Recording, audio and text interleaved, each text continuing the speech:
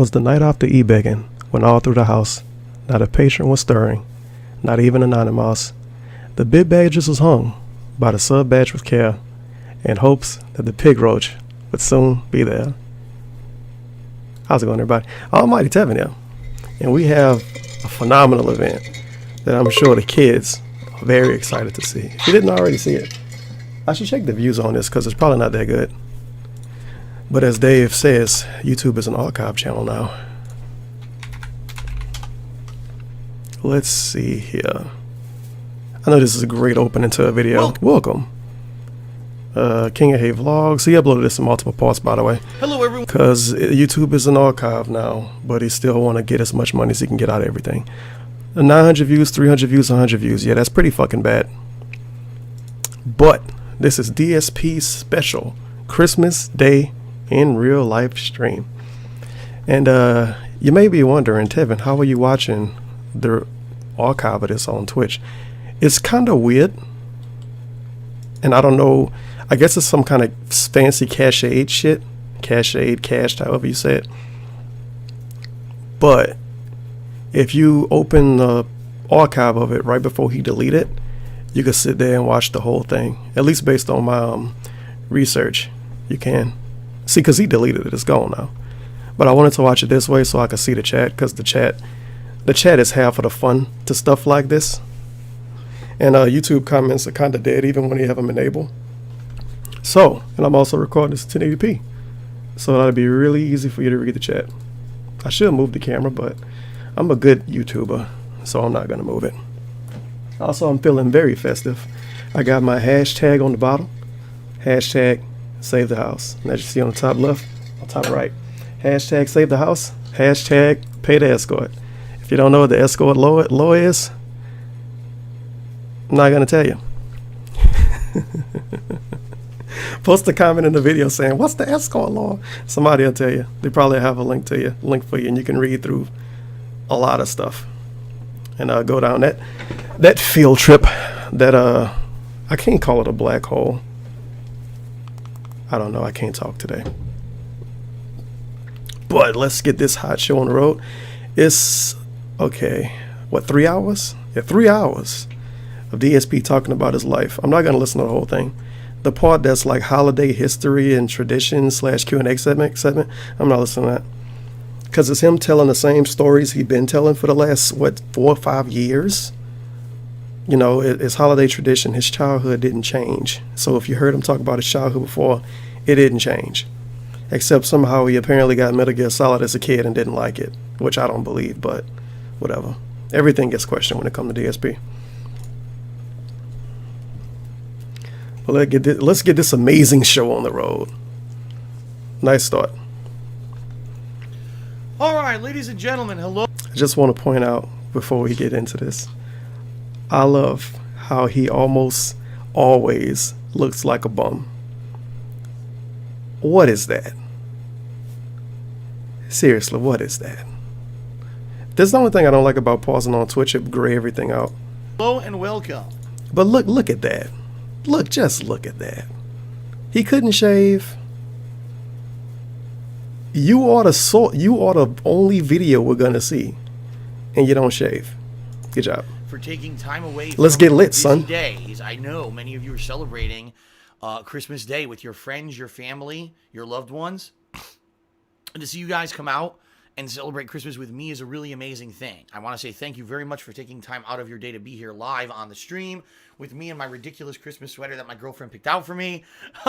I'm excited. I hope you're excited too. It's going to be a really fun stream today. So, what are we doing? First of all, it's Christmas Day 2017. Holy crap. Boy, did this year fly by, right? And seriously, for me, this year passing by so quickly because so much happened. Some negative, some positive. There was just so many things that changed this year for me in my life that literally like crazy. Literally. And time is a bird flying outside. Nice knot. But man, what a tumultuous year. And, you know, how different the future is going to be for a lot I also of want to point out, this stream is one of the few times I actually watched one of the DSP things before I did a video on it. So I won't have those hot natural reactions, dude. But this stream, is so full of buzzwords. Tumultuous, literally. Haters, my girlfriend, my ex-girlfriend, my bills, my taxes. It's just DSP-isms all over the place. It's like he know like 7 words, and he just throws stuff in between it to make it connect. Tumultuous taxes, literally my girlfriend. That could be a whole DSP sentence. Okay. Okay. Sound good? First of all, I want to apologize. I have a cough drop in my mouth because yesterday. I want to point out he did an hour-long pre-stream, if you count pre-stream, which is when just music play. He couldn't have a cough drop in his mouth during that. He literally put the cough drop in his mouth when he turned the fucking camera on. So we start the video with, "Oh, I have a cough drop in my mouth." Professional. WWE annual fantasy holiday sims, and I went crazy on the commentary. I was screaming and everything, and my voice is now very hoarse because I went nuts yesterday on the commentary. I knew that was going to happen. That happens every year. So another field trip. This is the only field trip we're gonna go on, unless he say something really specific and I think of it. Well, I'm gonna show you some of his holiday sims. Fast forward to a point in it.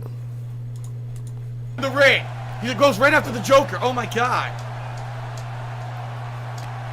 Captain Jack Sparrow being attacked now by the Joker. The Joker whips it right into the corner. Very nice. You know, this makes sense because Captain Jack Sparrow is Disney. Explain the joke. Well, the Joker's DC, so it makes sense that Disney would Explain the immediately go after the. Okay. There we go. He's got the Joker over. Wait a minute, the Joker. Oh! Oh my God! The Joker was skinning the cat. The Joker was skinning the cat, which means he was going to come back in. Captain Jack Sparrow eliminates him. Wow. Wow. Wow. I can't believe it. Holy. It's the beginning of a battle royale. Why are you screaming like that? No shit, he fucked his voice up. His voice always fucked up. Why would you scream like that? Every match is the same way. Now, I don't know about you, but if you watch wrestling, you know it's a build-up when it comes to the actual show. You don't hear Michael Cole, I don't even know if you see the commentary, you don't hear Michael Cole screaming every fucking match. It's not like the Bella Twins out there and he's screaming during a fight. But he screamed during every fucking match. And then he knew he was going to do a 4-hour-long talking stream the next day, but he still screamed every match. And then he come on stream the next day, "Oh, I got something in my mouth, man, my throat. I got to drink some tea."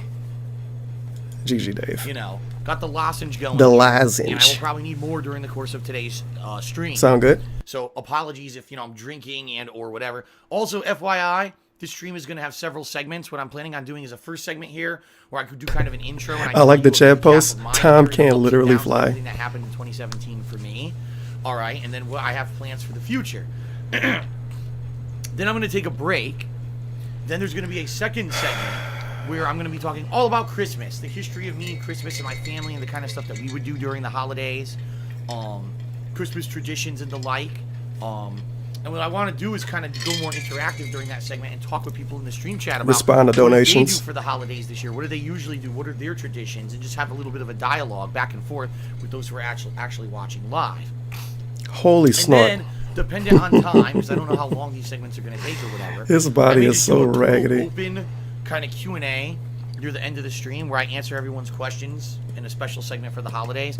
I'm going to probably break these segments up into different videos for YouTube. So if you're watching this on my vlogging channel, The King of Hate Vlogs, please be patient. Obviously, there's going to be more than one video here that you can watch. If you're watching on stream, it's just going to have breaks in between the segments, commercial breaks, so I'll play a little commercial breaks. Too, very so exciting. I can relax my voice. More than likely later I'll get like a hot tea to help with everything, my voice and everything. So that's kind of what's on the docket for today, all right? Now, FYI, difference between this and other streams that I've done is I will be doing shout-outs for those who cheer, sub, and tip. I see a post in the chat. It's behind my head. You're going to see it when it scroll up. It says, "Drink FGT. Is that his way of calling him a faggot? Okay. And in addition, I actually said this on pre-stream. This is great, by the way. I'll periodically be checking, and if anyone actually pledges to my Patreon during this stream, right over here, I'll give you a shout out too, because right now Patreon is really important for me to be able to raise funds to help with my tax situation. And people have been like, well, if I pledge to your Patreon, I don't really get anything out of it besides the perk. Everyone else gets a shout out. I'll be checking because I get emails live when people actually pledge to my Patreon. So if anyone does a significant pledge to my Patreon, I'll also be giving a shout out for that. Okay, so selling shout outs. First of all, second of all, he got $5 on Patreon during the stream. Oh no, he got $10 now. But one dude gave him $5. It was like, I just pledged to Patreon, Phil. And then he checked the email and was like, oh, thank you. FYI, there will be shout outs during the course of this stream. Shout outs and stuff coming up at the corner here. So much fucking I will snorts. ask this, please reserve kind of quick questions for the end of the show, because at the end of this show I will be doing, like I said, a Q&A segment, and it makes more sense to reserve your questions for the end of the show than be spamming me with 10-bit questions throughout the show that would just basically break the flow of it and kind of interrupt everything. Okay, So give me consistent money during the stream, but don't ask pesky questions with that consistent money. Wait till I want you to ask me questions and then send questions with money attached. Then I may read them. All right, it's off to a good start. With a shout out. Shout outs to Hank Duma, who gave me a $10 tip. And Hank says, Phil, did you receive anything as a Christmas present from Santa this year? Also, very happy with the return of Poorly Cooking with the King. Who's gonna give him a gift? His parents and his girlfriend. And strangers on the internet, but they don't even really give him gifts. They just give him money. But okay. I'll talk about that in a moment. The Poorly Cooking with the King. In fact, I will mention that during my future plans discussion. I like the chin rub for that. Segment, okay, this first segment of the show. So I'll talk about that in a moment. But did I receive anything for Christmas today? You just got $10. I don't live with anyone else. My parents live on the other side of the country. My girlfriend doesn't live with me. She lives, thousands of miles away. Thousands of miles away. His girlfriend, according to him, if you want to believe everything you say, sometimes you got to do that to make it a little bit easier to have these discussions. Okay, going by if his girlfriend lives thousands of miles away, she has to literally live exactly on the farthest east coast she could live, or she live in another country. But he can't lose his house, because if he loses his house, he won't be able to stay with his girlfriend. Fucking what? He go on a big tangent about talking about his girlfriend too later on. It's cringy. So, sadly, and I said this on pre-stream, this is the first Christmas in my entire life. 35 years old, I've never been alone on Christmas until today. He not alone though. It's a bit of a bummer. I'm not gonna lie. My whole life, either I was able to spend it with my friends. I kind of hate this quote. I'm pausing a lot, huh? I kind of hate this quote because he had like 400 people on the stream at this point. He got 400 people watching him, and he telling them that he alone on Christmas. Pushing the meme of LOL, lay lonely gamer streams on Twitch on Christmas. They have no life. They have no friends. You have 400 people watching you, and they're giving you money while they're watching you. And you're basically telling them that don't mean as much as one person being around me in real life.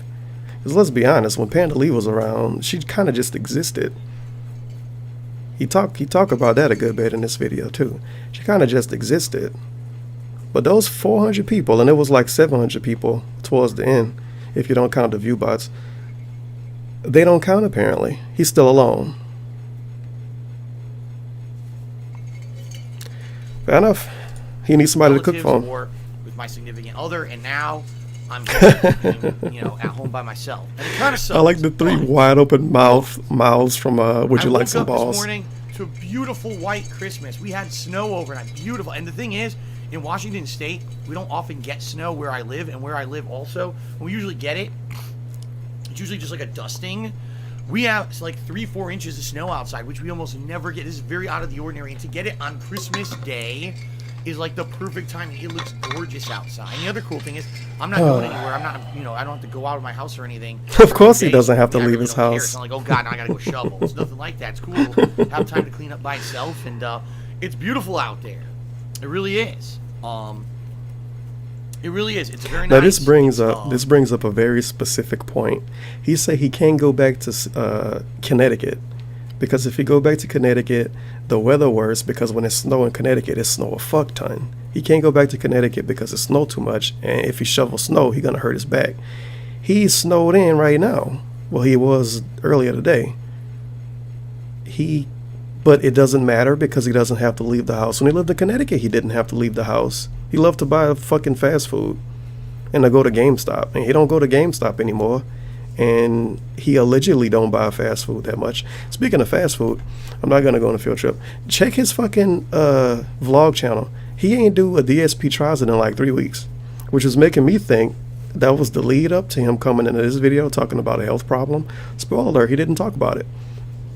I really thought he was going to save his health problem he brought up in the Thanksgiving stream. I thought he was going to save it for today. He'd be like, oh my God, I'm sorry, you guys, but I've been diagnosed with stage 15 goutopania, and I don't know if I'm going to make it.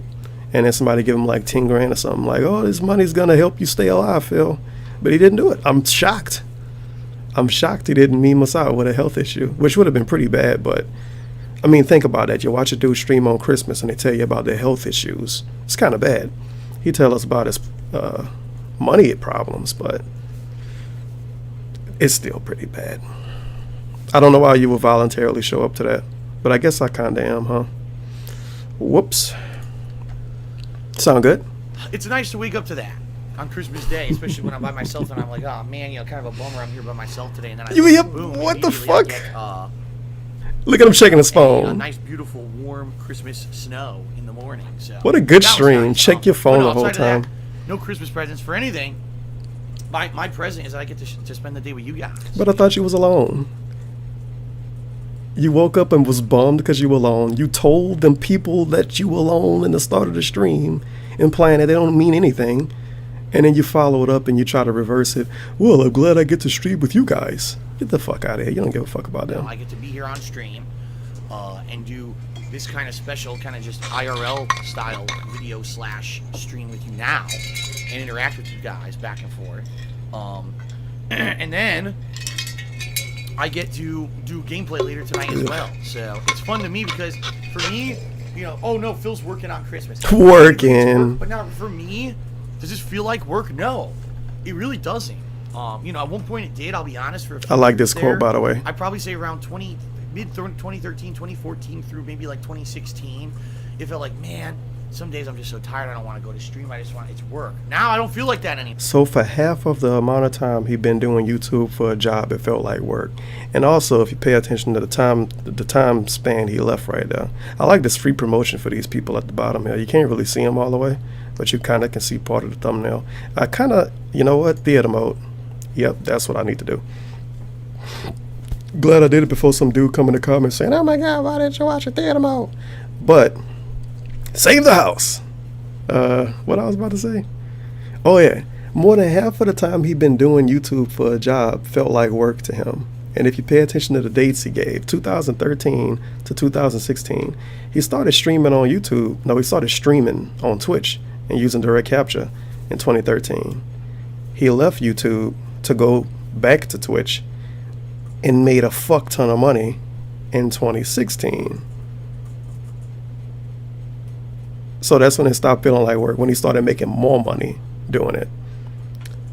Fantastic. Anymore. I get up, I'm like, man, this is exciting. I get to go share my thoughts and my gameplay experiences with people on a daily basis. He was able to do that anyway. Really enjoy what I'm doing. He was able to do that anyway. Different. It really is. Like I'll be honest with you guys. YouTube became toxic over the years. Twitch is fucking toxic. I was getting no positivity, no growth, nothing from there at all. Dude, mad people get banned in his chat every day. YouTube is toxic, but Twitch not. And he don't even have a reasoning to say how Twitch isn't toxic and YouTube is. Besides just that he get more support on Twitch. That's really all it is. He feel better about streaming every day because he make more money doing it. You know, people are telling me I'm doing stuff right. They like the playthroughs. What am I doing wrong? Everything. Then all of a sudden this year, I focus on Twitch and everything changes. Everything's more positive. People are coming out in droves. In droves. On the stream. So obviously, I wasn't the problem. YouTube was the problem. Listen to that meme. I wasn't the problem. YouTube was. Holy cow. Okay. It became this gross, toxic place. Toxic. While Twitch is kind of the opposite at this point. So that being said, I'm happy to be here and to share my experiences with you guys here on Christmas Day. Okay. So I'm about to begin the first segment. However, I got a shout out to the Raven Org who did a 50-bit cheer. And he said a few weeks ago, San Antonio. It's another field trip. I said I wouldn't do him. Let's look at his like surge of popularity or whatever the fuck. You know, because he said people are coming in droves. Droves. Let me see. He came back in what? This graph sucks balls. It's kind of hard to read it. I don't know what this big spike is. 3.4 million? What the hell happened that month? The people came back in droves. 58,000, 60,000, 45,000, 91,000. This must have been, this wasn't July. There's got to be a better way to check this graph. This sucks. 91,000, 51,000, 99,000, 100, 196, 82. He seemed to average about 90,000 total views a month, which doesn't really matter on Twitch. But if you watch his streams, he averaged between 400 and 500 people almost every stream, unless a brand new game come out, or unless he's doing something like Dark Souls, and people want to show up to shit on him or to watch him do bad. He got a lot of new followers, but followers don't mean anything. I say this all the time. 2 regulars mean more than 20 followers. Fuck, 2 regulars mean more than 100 followers. Because 100 people follow, if they never come back and don't do nothing but boost your numbers, and then somebody like me, some asshole, show up to your stream and they think to themselves, wow, this dude got 20,000 followers and 8 views. Nobody fucking watches him. That's how a lot of female streamers are. They'll have like, I'm kind of going on a tangent here. This is how a lot of female streamers are. They have like, I've seen some of them. I fucking used to follow some of them. They have like 10,000 followers, right? But only get like 20 views a stream. It's because they're a pretty girl. People follow them, they get the notification, and they get their name said, and they never show up again. So they have no regulars, but their followers look good. He see the follow number go up a lot, and he see the sub number go up. And he's like, oh, people are coming in droves. But his average views is the same. It's been the same since he came back. But I mean, he's still doing good in my opinion. If he didn't live in a fucking McMansion, you know, if he lived like a normal person that don't have kids or a wife, he'll be doing damn good. He at least say he doing bad, or at least feel like he doing bad. There's no way to know for sure. But it's really because of the stuff he paying for. It's not because of what he getting. Got its first snow in like a few decades, so that's neat for me. Wow, that's pretty cool. That was a nice response. That really is cool. It's cool, dude. Hear. So thank you for the cheer, and thanks for that cool sentiment. You know, it's nice to know that people are having fun all around the country right now. No, that was weeks ago. That's not right now. In particular, I've heard in the United States, like there's basically a snow wave hitting all of the U.S. and everyone's pretty much getting a white Christmas unless they live in like a Caucasian Christmas. Texas, no, they didn't get it's very snow exciting. In particular today, but you know, a lot of places are getting snow today, which is really nice for Christmas, right? All right, ladies and gentlemen, let's talk 2017. I should boost the audio a little bit. This year was, right? Nice snort. In my wildest dreams, did I predict the crazy amount of ups and downs that would happen to me in 2017? What the fuck are you looking at the calendar here for? It was just out of control. It was like... He got the weirdest ticks about him. He says 2017. He literally looks to the side at his calendar on the wall like he needs to confirm it's 2017. What a unique individual. Giant sweeping change, giant sweeping things that hit me out of left field that I didn't expect. I would actually say this. There were 2 years in my life. He has to hold up the number 2. Really went crazy. 2010, and that was the year, if you guys remember, that I had an office job. I had been working at this office job for about 5 years. I had gotten commendations at this job, being told I was doing everything right. Nice snort. Imagine being such a fucking baby to complain about a job you lost 7 years ago. Almost 8 years ago. What are you doing? He still bring up this and tell us like it's a new story. I was getting commendations and I got fired. Okay? And you bummed around on YouTube for 8 years after that. Get over it. Holy shit. The certificate that was awarded to me for going above and beyond. The way you talk, you swear he wanted to keep the job. Bonuses and everything when I was working at this job. And all of a sudden in October of 2010, they laid me off out of nowhere. It was 7 years ago. At the time, I had been doing YouTube as a hobby for 2 years. I had never made any money on YouTube. Back then, it wasn't even possible to monetize your videos on YouTube.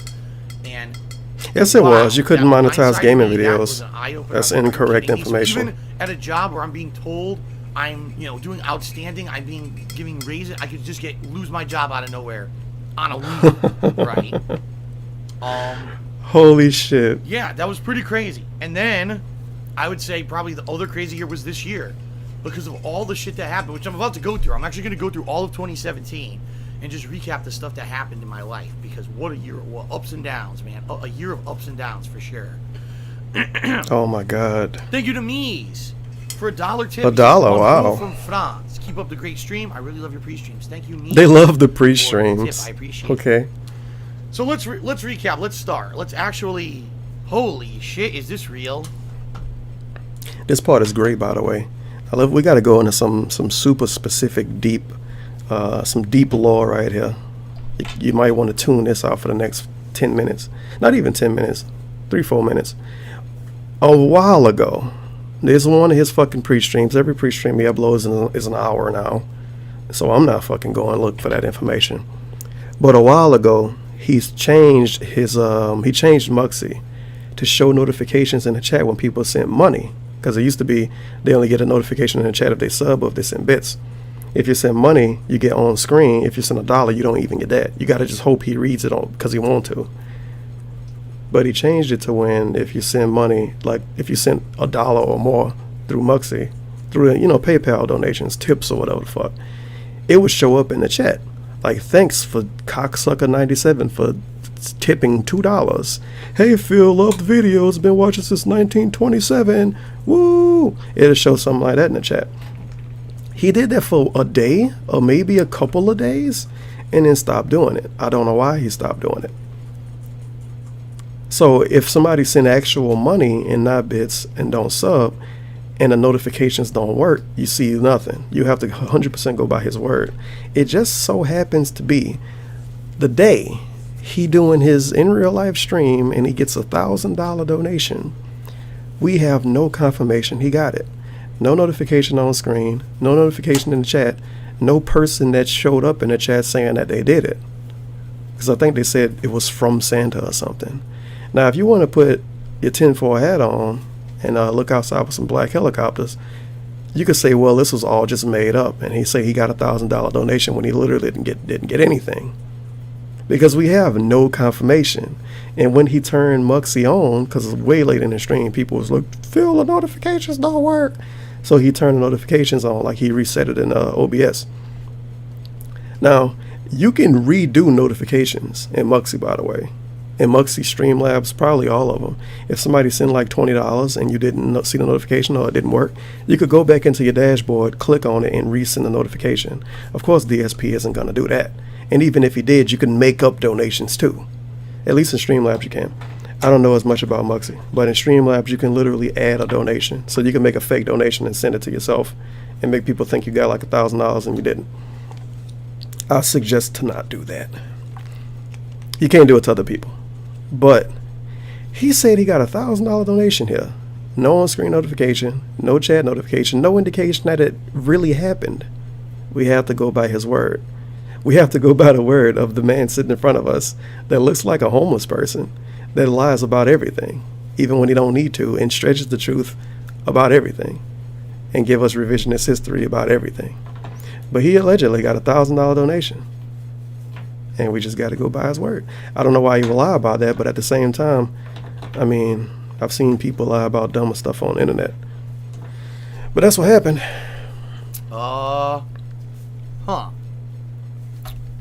This is also his reaction to getting $1,000 donation. If this really happened, he smacks his fucking lips 4 times in a row and say, and then assumes it's a troll. Well, if this is real, this is a hell of a way to start off today's stream, folks. I hope it's real. I didn't even start talking yet. The chat kind of off. I hope this is real. Did you guys see it? Did you guys see it? We didn't see it. Or did it not pop up? Yeah, no, there wasn't anything. No. Holy shit. Yeah, no one saw it. All right, so obviously I'm gonna tell you this. If this, I don't know if this is. We'll find out later today because I'll be able to check my PayPal and everything. Holy fuck. It's another high meme. He was there for 3 hours and he never checked PayPal. He was directly. You could really kind of pretend this is a lie about this, huh?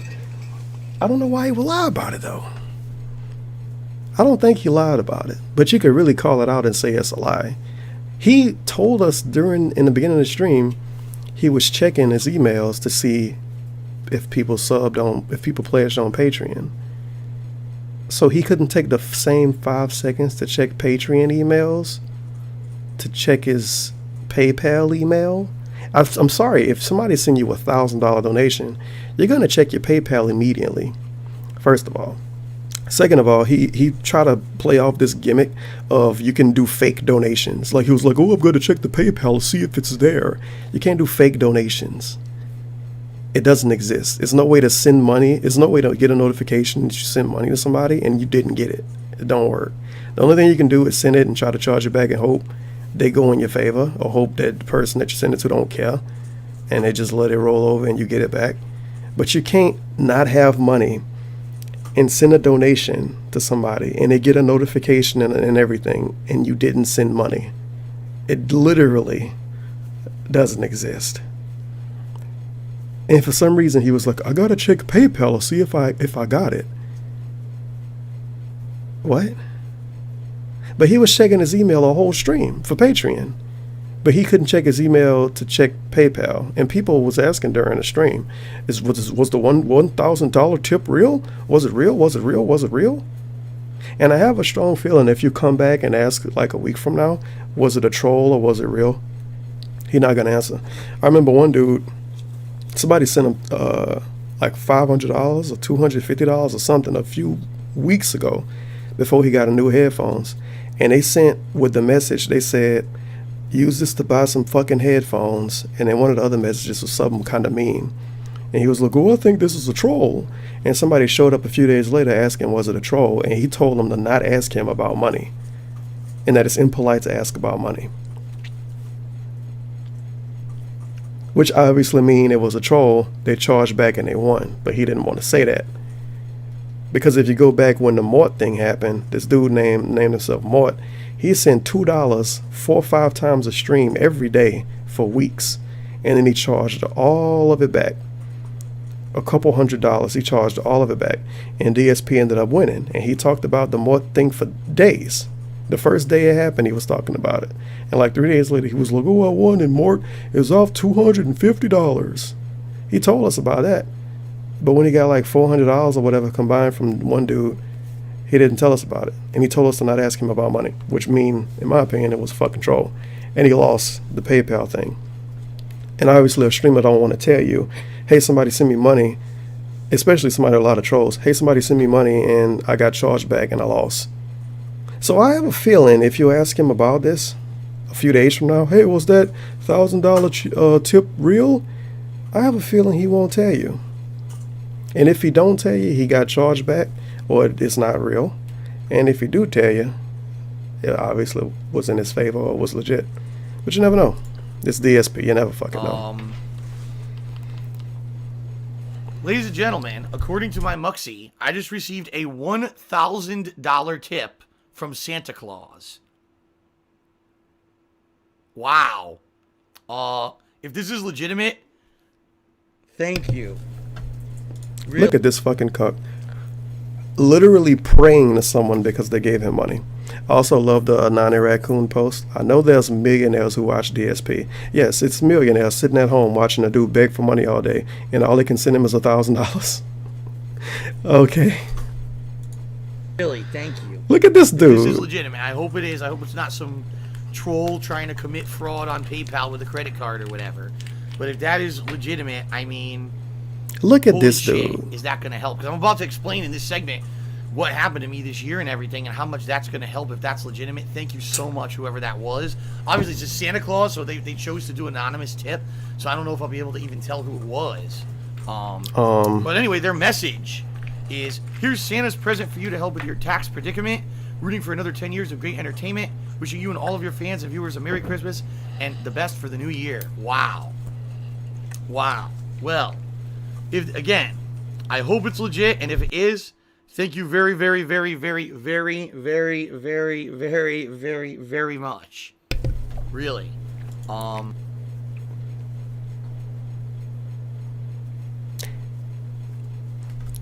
I hope it's real. I hope it's real. I hope it's not a troll. I hope it's not a troll. I hope it's not a troll. If it's real, thank you. I hope it's not a troll. I hope it's not a troll. I hope it's not a troll. No notification. Holy crap, man. That's crazy. He didn't even have the chat open, by the way. This is why when he was like, oh, did anybody see it?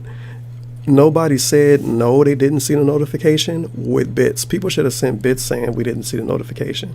Because later on in the chat, he was like, all right, I'm going to open the stream chat. He had the chat fucking closed when he did this. So he literally only saw donations and shit. What a nice guy. He really love his fans. He don't read what you say unless he wants to, or unless he wants money from you. Fantastic. All right. Sound good? Wow. All right. He could have checked his PayPal right there. He just looked at his phone. I hope that's real. Thank you to Captain DCW who just did 100-bit cheers and Merry Christmas, Phil. Sorry, guys, that I'm kind of stunned. I am. I'm stunned. If that's real, I'm really stunned right now. If that was real, because that, I mean, is going to help so much with this upcoming problem that I'm having with these taxes. You have no idea. Like, that might pay for half the taxes that I owe at the end of January. If I don't know what I owe yet. This is a great quote. Look at his face when he said this too, by the way. It's fake as fuck. Oh no, is it not gonna play? Okay, I thought Twitch gave up on keeping track of this. Alright, well. Wow. Alright. He says it might pay half of it. And then he looks up in the sky and say, I don't know yet. Let's continue, folks. Wow. Obviously, he's telling the truth. Real. Thank you to Captain DCW who just did 100-bit cheers and Merry Christmas, Phil. So sunshine happening now? I'm kind of stunned. I am. I'm stunned. If that's real, I'm really stunned right now.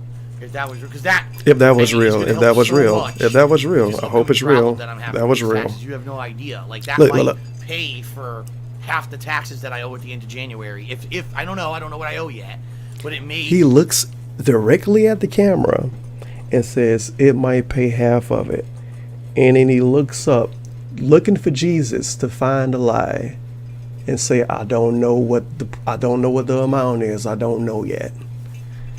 What a believable guy. Like have the issue, so thank you. Pray to him again. Thank you. Okay. Thanks, ugly God. All right. Let's talk about this year, folks. Holy shit, I'm going to be so distracted during this session. Seriously, I'm going to be so distracted.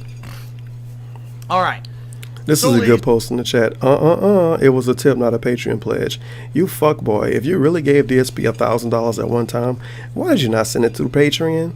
Think about that. If you would have sent it through Patreon, you would have been rewarding him with the same amount of money and hundreds to thousands of people that watch him play Metal Gear Solid 2 and 3. But you send a direct donation, and Patreon's still sitting at $1,000. What the whole fuck? That's so, I don't understand that. Ladies and gentlemen, 2017. This is going to be a long video because I'm pausing a lot. Just so you guys know, to give you some perspective of how 2017 Thanks, ugly started, God. it already was tumultuous. For tumultuous. Every year, typically, at the end of the year, between the months of September to December, all right, on YouTube. http://teespring.com/stores/DarkSydePhil Gaming. Big AAA releases. AAA releases. And ad revenue. Ad revenue would go up. It's all a DSP-isms. Because everyone was advertising. Ad revenue. So I would always see this big spike. And keep in mind, Holy before shit. 2017, the vast My ad majority of revenue. my income every month came from YouTube. That was my focus. Streaming, I made like nothing doing it. It was fan I don't have a service for micro me. penis. So for me, the live streams were just kind of, messing around. They don't do it for the love of the game. And, They do it for this. But it wasn't like a focus of mine at all. It was always YouTube. Why am I toxic? The end of 2016, I'm not a children's I saw entertainer. no increase in viewership and no increase in revenue. So I was counting on this big spike to pay my bills. Pay my bills. For taxes. Taxes. Doing everything at the end of 2016, and it didn't happen. And so in 2017, I said, I got to do something drastic. I have to do something to make it so that I can make it through this year. Bruh, all we got during that was pay my bills, taxes, ad revenue, tumultuous. What the fuck? And that's why, if you remember, in January of 2017, Holy I shit. did the Dark Souls Redemption run. I did this idea where, man, if I go back and I play this game, All right. He checking emails again, by the way. I really sucked at. He could check PayPal right now. And by the way, I am going to be checking my phone during this stream because I said if people do pledge to my Patreon, I'm going to give them a shout out. Listen to this. It's so pitiful. It's going to give me a live feed of if people pledge to my Patreon. That's why I'll be checking my phone. What the fuck? Stream, okay? Check your fucking PayPal in. I did this redemption run in 2017 of Dark Souls. Now, I didn't know if anyone was going to care. All right. I did hit a funding goal in December to do this run in January, which was nice on Patreon. So I had some extra Patreon funds in my pocket, which was nice. Did this redemption run of Dark Souls. Massively successful. People were coming out to stream like crazy. People, surprisingly enough, which I didn't know would happen. I love this chat post. My dog died this morning. Life sucks. That's a good first chat post. I know before that they posted 2 dots. And that's it. Wow. So you come into a stream chat to post 2 dots and say your dog died. Man, that's quite a positive individual. It's a good chat to show up to, too, because DSP is not going to know what you said unless you send him money. He didn't even have the chat open during this. To the channel in droves. Droves. Now, at this point, I didn't even accept tips yet. And actually, people were asking me, Phil, are you ever going to accept donations or tips because we like to do it? I was like, nah, I think things will turn around. He had a Patreon. I talked about this before. I don't understand the way humans work, obviously. But the dude got a Patreon, and he cried for money on it every day, saying he needs that money to pay his bills and shit. And people didn't send him. His Patreon was dry. It's still dry because people would rather send him $4 and get a notification on the screen. Why? Why do you care about getting a notification on the screen during a stream with 400 people there? It's so fucking weird to me. When you can send the money to Patreon and literally reward everybody that watches him. Instead of just giving him the money directly and getting, oh, I got a $4 tip from Dick in My Balls and they say Hatsune Miku was the best girl. Well, thank you for the tip. Oh, people are weird. It's not a big deal. I think things will be fine. But that was actually... Is my mic still on? It was... Okay, it's still on. Good. It was... I'm getting a new mic soon. Those streams, sometime next month. 2 or 3 week period where if I don't die first. Redemption run, that I really feel people saw me streaming on Twitch and were like, wow. Wow. Actually, it works better when Phil is live because he's interactive with the stream chat. He was live on YouTube. He never stopped. From the first day DSP started streaming, he never stopped streaming unless he couldn't stream. So what are you talking about? It's better when he live. He was live on YouTube. He pretends it doesn't count. He's having fun. He's having fun. Right? There's cheers and stuff going on. Oh, cheers. Yeah, the viewers care about that. Just watching Phil kind of on demand where you don't have that interactive experience, okay? So that being said, I think that was kind of the spark that I saw, and I was like, man, if I were... And it was funny because some people Look at his eyes when he talked, dude. It's so fucking weird. He looking up at the sky and looking all over the place. It's a Theo theory that he reads notes when he do like pre-streams and shit, or when he do his little vlogs, because he always looking to the right. But he looks everywhere. He looks up to the left. He looks up to the right. He looks straight up. He looked to the left. He looked to the right. He looked down, and then he checked Muxy to see if he got a new donation.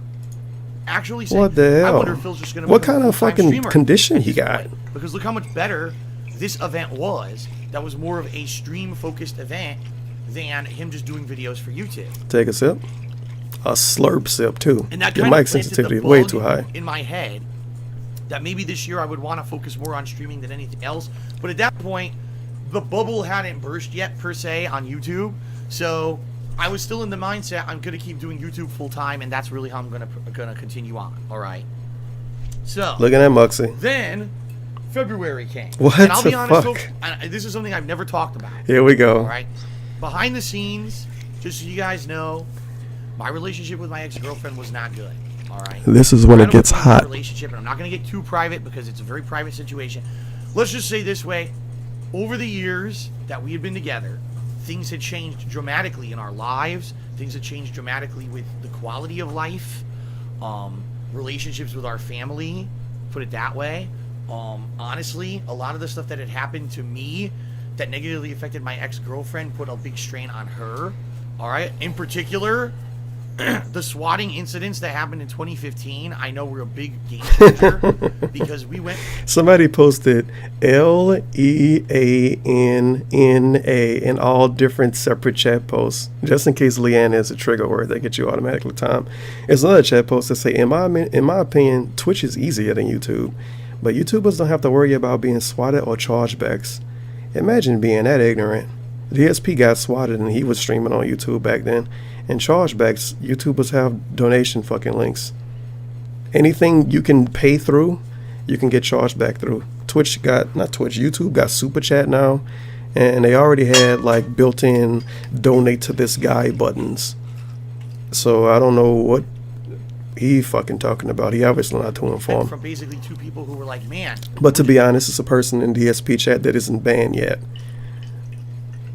Most of those are not too informed. Just having fun. And generalization. Do fun stuff out here now that we live together in Washington. And it basically became... Two more hot chat posts. Leanna's doing good now, I hear. Who do you hear this from? Xbox One is garbage. At least you had some pussy. We're two people who basically people hate us. You know? I'm just trying to be on the internet having fun. No, you're not. Get the fuck out of here. And we got people sending police to our house with guns drawn. Guns drawn. And then they swatted my ex-girlfriend's father, okay, who had nothing whatsoever to do with any of our shit. No proof. Just what he says. Again, the dude that people see as being a liar almost all the time. Only giving us his word on the situation. Because we believe him, obviously. And then there were threats to swat her brother-in-law or her half-brother's wedding. Swat a wedding. Swat a wedding, okay. What the fuck? The wedding is an ISIS meeting? And when that happened, it was like so messed up, all right? And honestly, you know, things were never the same. You know, when that kind of stuff happens and you have that tenseness, it screws up stuff, personal stuff in life and in a relationship. And it was just so, because you know, how are you ever going to have a safe life? How are you ever going to have a safe life? You know, you never know what's going to happen. What's the next financial crisis that's going to happen that's going to screw everything over? What's the next situation where your life might be threatened, right? And I can tell you right now, it was all those things that happened over the years that kind of soured everything behind. Yeah, we know white males that live in gated communities and don't have to leave their house ever, at all, ever. Their life is always in danger. It's so stressful. When they go outside, it's people shooting guns all over the place. It's gang members living on the street. Get the fuck out of here. 2017, all right? All right. It was almost like we were living together, but we weren't a couple. It was more like by the way, no window button. By the way, remember when Dave first broke up with the panda? And he was like, I'm not going to give any details. I'm not going to talk about it. It's personal. But we're not together anymore. And then a couple of days later, he gave more info. A couple of days later, he gave more info. Months later, he gave this bitch like a 40-minute long section of the video. He should have titled this on YouTube, Why Me and Leanna Broke Up. What did he title this, as a matter of fact? Another Welcome field trip. Everyone to DS. I shouldn't have said. Hello. Fucking God. I shouldn't have said I wouldn't go on more field trips. Story... Apocalypse streaming changes, relationship fails. Wow, he even named it relationship fails. Is this nigga for real? He really named it relationship fails? Holy shit.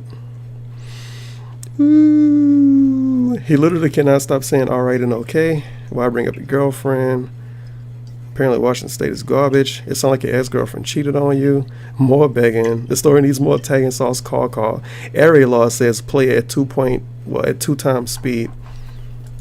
What a nice guy Area law is. Alright, ladies and gentlemen. Also, didn't Area law fuckboy ass say he was done with DSP?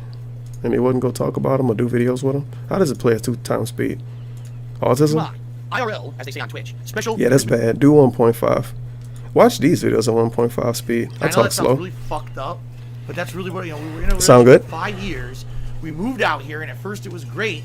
But over the years, this stuff degraded. As the trolling got worse and the things concretely got worse for us financially, and trolling with swatting and everything back. Imagine thinking your relationship failed because you got trolled on the internet.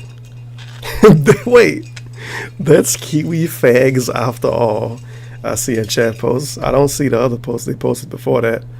But apparently he think Kiwi Farms did everything. So we don't blame it on the SOK anymore because they don't exist. Now we blame it on Kiwi Farms. Yep, because the Kiwi Farms is obviously targeted harassment. They don't just talk about what's going on. They target DSP. They have meetings behind the scenes. It's the Illuminati, the new autistic Illuminati, obviously. What was I about to say? Forgot. Oh yeah, imagine thinking your relationship ended because of trolling on the internet in financial issues. If your relationship ended because of financial issues, you was in the wrong relationship. And if it ended because of internet trolling, what are you doing? What the hell are you doing? That's really when things started to fall apart. I love this post. You don't see it yet, but it's from that Anonymous Raccoon. Detractors are often neets and children. You know, because the people that watch DSP for hundreds of hours a month not neets, and because DSP himself isn't. Okay. And children. And, yep. You know, it's not necessarily That's the meme. that there was blame to be had. It wasn't like we were mad at each other. Living off mommy's money. Boy, he really tried to go hard, don't he?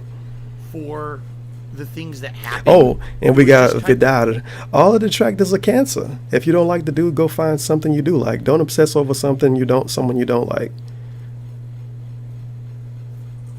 Didn't Vidal voluntarily go on the SOcast before?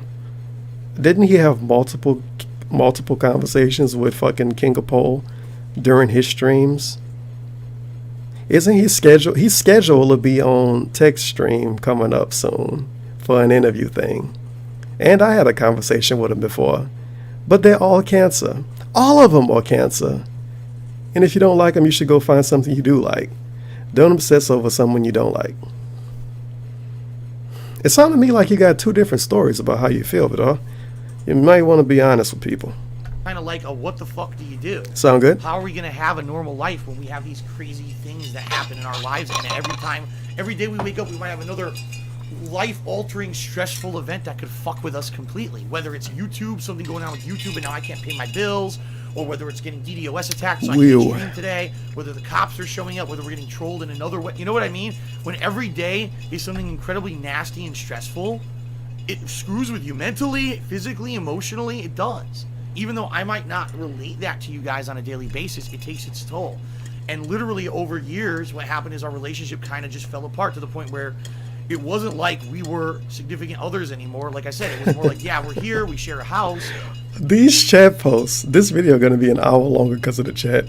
Lightcoon1988 says, at Viking, why do you post on Kiwi Fags? Just ignore these trolls. Wow. What an amazing fucking point of logic there. Maybe you should. Maybe you should. An unnamed individual, because I know better than to talk about DSP viewers directly now. At least in a negative way, because they get really fucking triggered and they apparently have blood feuds with you for the rest of your life. But an unnamed individual, if they watch the video this far, we fucking 50 minutes in. If they watch the video this far, they might as well become a fan of me too. Like they are a fan of DSP. But they've been showing up to my streams lately, trying to bait people to talk about DSP. And then they say, LOL, why does everybody here always talk about DSP?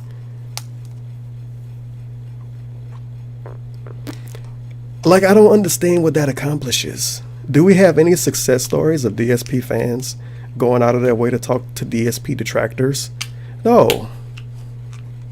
KG quit the internet besides DSP forums and like MLP threads somewhere probably. Sammy don't even exist anymore. Vidal and King of Pole damn near still want to kill each other. It's probably not a good idea to do that. It's just like I don't go out of my way to talk to DSP fans. It's a worthless conversation. It's like I'm not trying to I'm gonna be political. It's like being a blood and you go out of your way to like find Crips to talk to. Oh, why you a fucking Crip, you fucking faggot?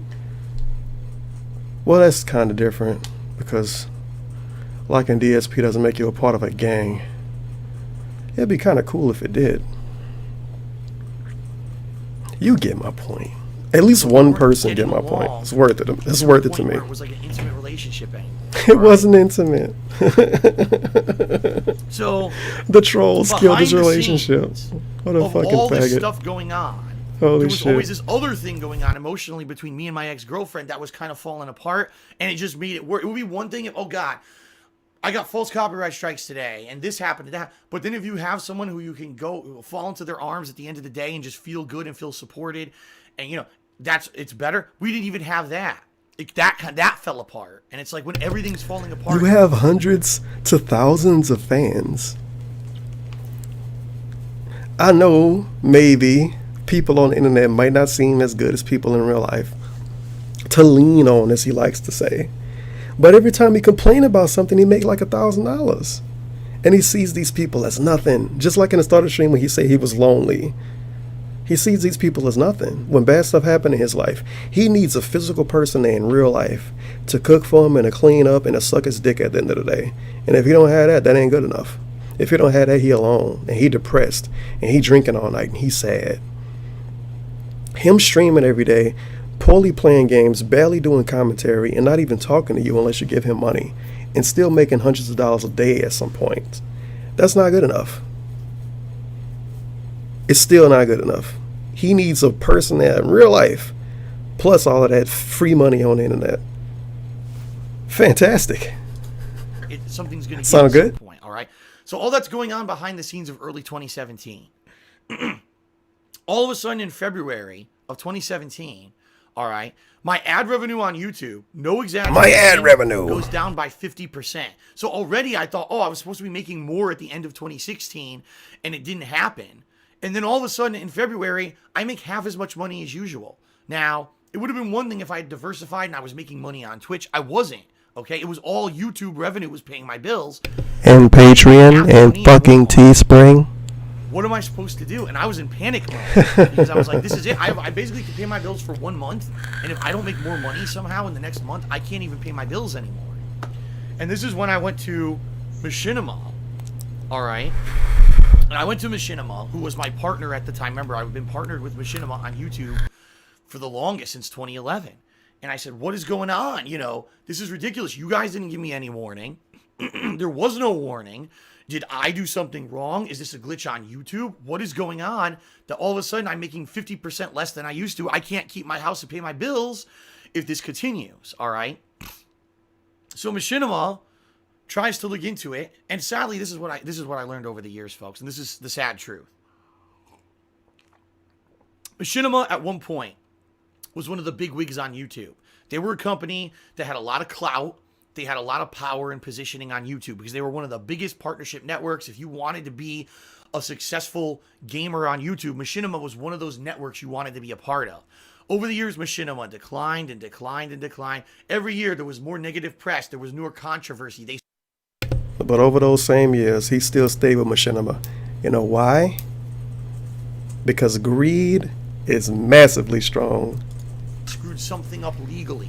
Okay, every year And it got anything worse for and this. worse and worse.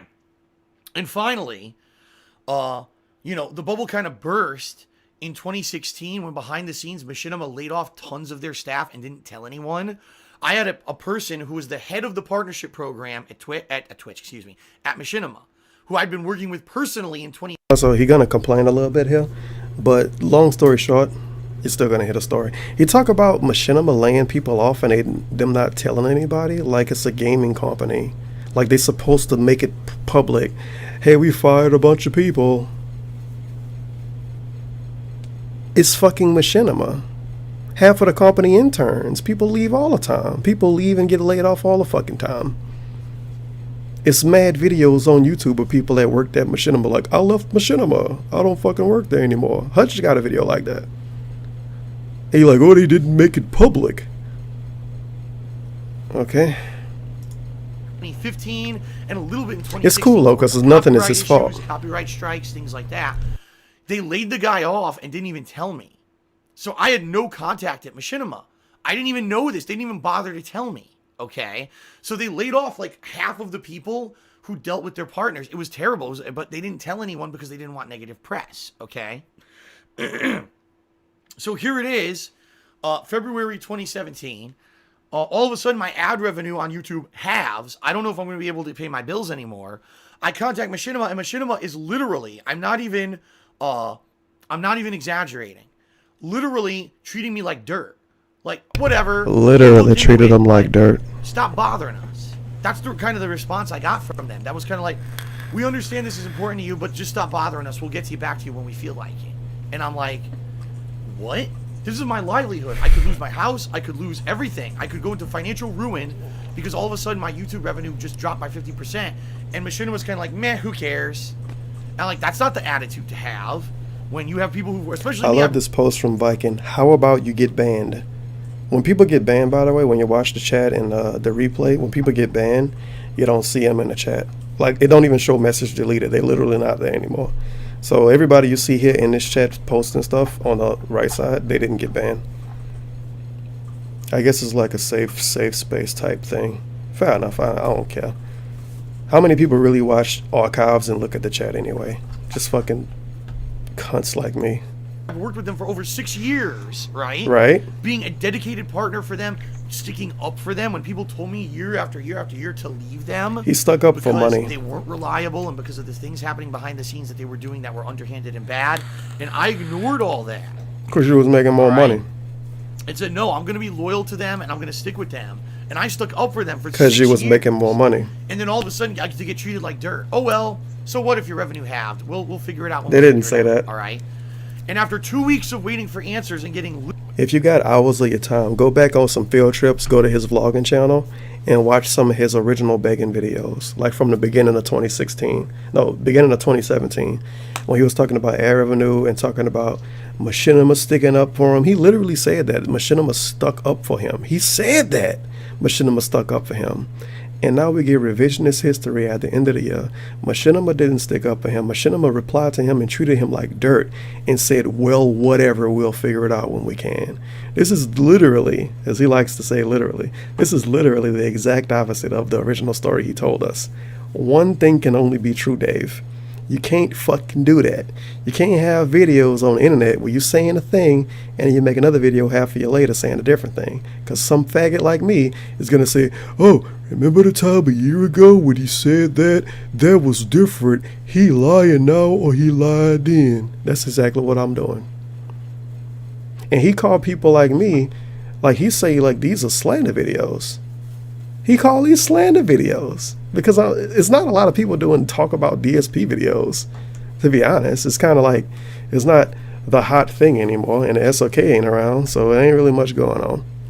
They actually call these slander videos. Slander. And I'm telling you to go and do the research. Watch his original videos with him talking about Machinima. He said they stuck up for him. And now later in the year, they didn't stick up for him. They was like, oh, well, whatever. They didn't care. They literally treated him like dirt. One story can only be true, Dave. One story can only be true.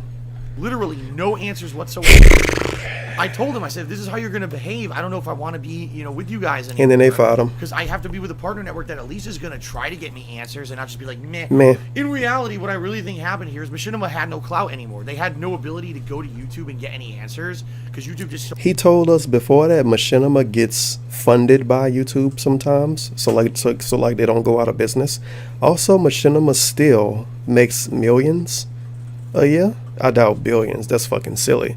But they definitely make millions easily a year. How would they not have clout? How would a partnership network that makes millions of dollars a year not have clout? Machinima still got a bunch of big people under them. How do they not have clout?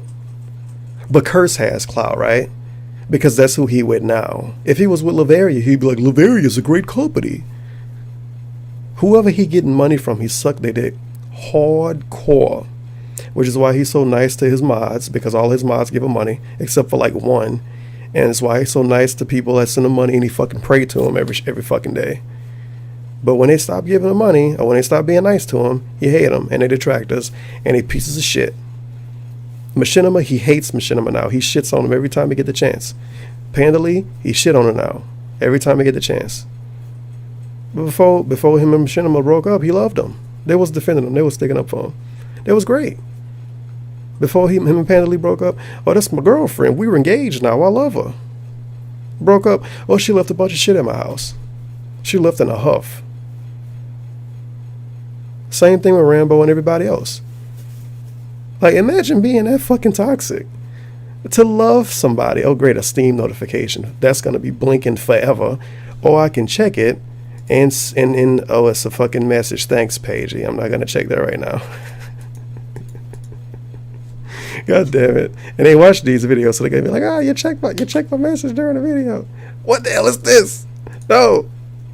You fucking bastard. Get out of here. They're going to keep notifying me of that, huh? Okay, so it's going to be a blinking yellow thing now for the rest of the stream. For the rest of the video, probably. I don't stream these, by the way. For some reason, people think these are streams. I don't stream this. I'm not about to end up like the SOK and get flagged, dude. Anyway, what was I saying? I got distracted, and I'm kind of been drinking. If you're wondering, this was a gift. But it's weak enough to drink for a video like this, but then it's strong enough to have some fun with. It's Pinnacle Tropical Punch. Vodka with natural flavors. Sound good? It tastes okay. I got it mixed with a little bit of cranberry juice, but I kind of drank a good bit of it and then poured a bunch in, so it's pretty much mostly me drinking it straight at this point. Save the house. But yeah, everybody this dude ever do anything with, when they done with them or when he done with them, they garbage after that. It's fucking ridiculous. Told them whatever, we don't care. And he always lie and make up stories after that. So their hands were tied. But being a network, really being mistreated. Here, let me give you a specific example of what happened. I emailed the this is all lies. Program who I directly as a matter of fact, you know, I'm gonna let the rest of this play after this. I'm not gonna say this is all lies. This is either flat out lies or he lied the first time he told a story. Like I said, both stories can't be true. This is either lies or it's just revisionist history, which is the same thing. He changing the story later on. For some reason, he thinks people don't remember what he originally said. I don't know why. And there's nobody in the chat really calling him out because the dude upload 40 hours of fucking autism every week. He upload 40 hours of him complaining about his life and talking about bills every fucking week. You can't keep up with all of it. Dozen times in 2015 and a little bit in early 2016 on issues just like this, whether it was copyright issues, revenue issues, whatever. Revenue issues. I got a formal letter email back saying this person is no longer with the company. Write this other person instead. So I did, and the next day I literally got an insulting email from Machinima saying, you know, you're already in contact with us on this issue. Don't go around us and try to write other people in other departments. We're already taking care of this for you. How dare you? Insulting. And I was like, who are you to speak to me like that? You're basically disrespecting me because I might lose everything financially. You're not giving me answers. And then when I go to someone who's helped me in the past, you basically treat me like a small child and tell me not to try to seek out help. And that's what I told him. I said, I don't want to work with you anymore. Like, seriously, if this is how I'm going to be treated, I don't want to work with you anymore. And so at that point, I guess Machinima decided, gee, forget it. Since this guy looks like he's going to give us bad press anyway, let's get rid of him. And you said you don't want to work with him anymore. I don't want to work with you anymore. Okay, leave. You can't work anymore. What? That's basically what he did. He did the meme. He did the meme. I don't want to work for you anymore. What? Dude, you said you didn't want to work for him anymore. And they got rid of you, and you're like, what the fuck? I didn't do anything. Canceled all my contracts and said, at this point, we're just going to end all the contracts. Can I even post it? And I was like, all right, fine. That's kind of what I want anyway. Since you guys aren't helping me at all. All right. Now, the bottom line is... Jesus Christ. I had... Looking at Muxie. Still looking at Muxie. I had... There we go. Another... Now looking at the mall. Looking at the wall for some reason. Take a sip, stare at Muxie.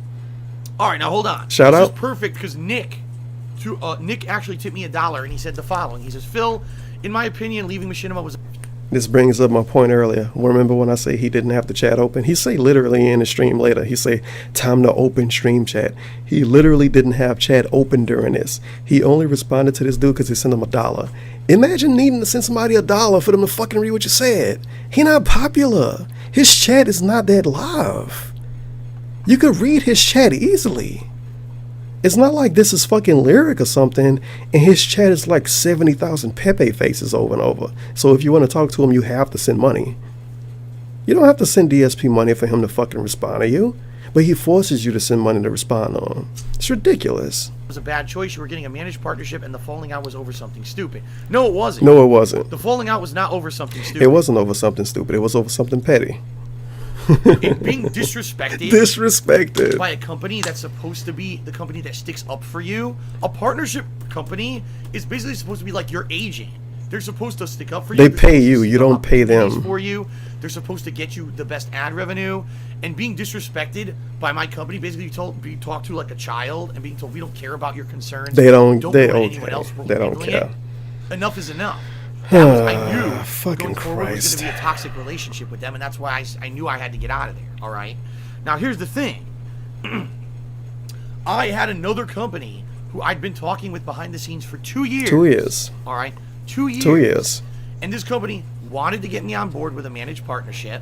The only thing was they were going to pay me slightly. By the way, I apologize for my throat.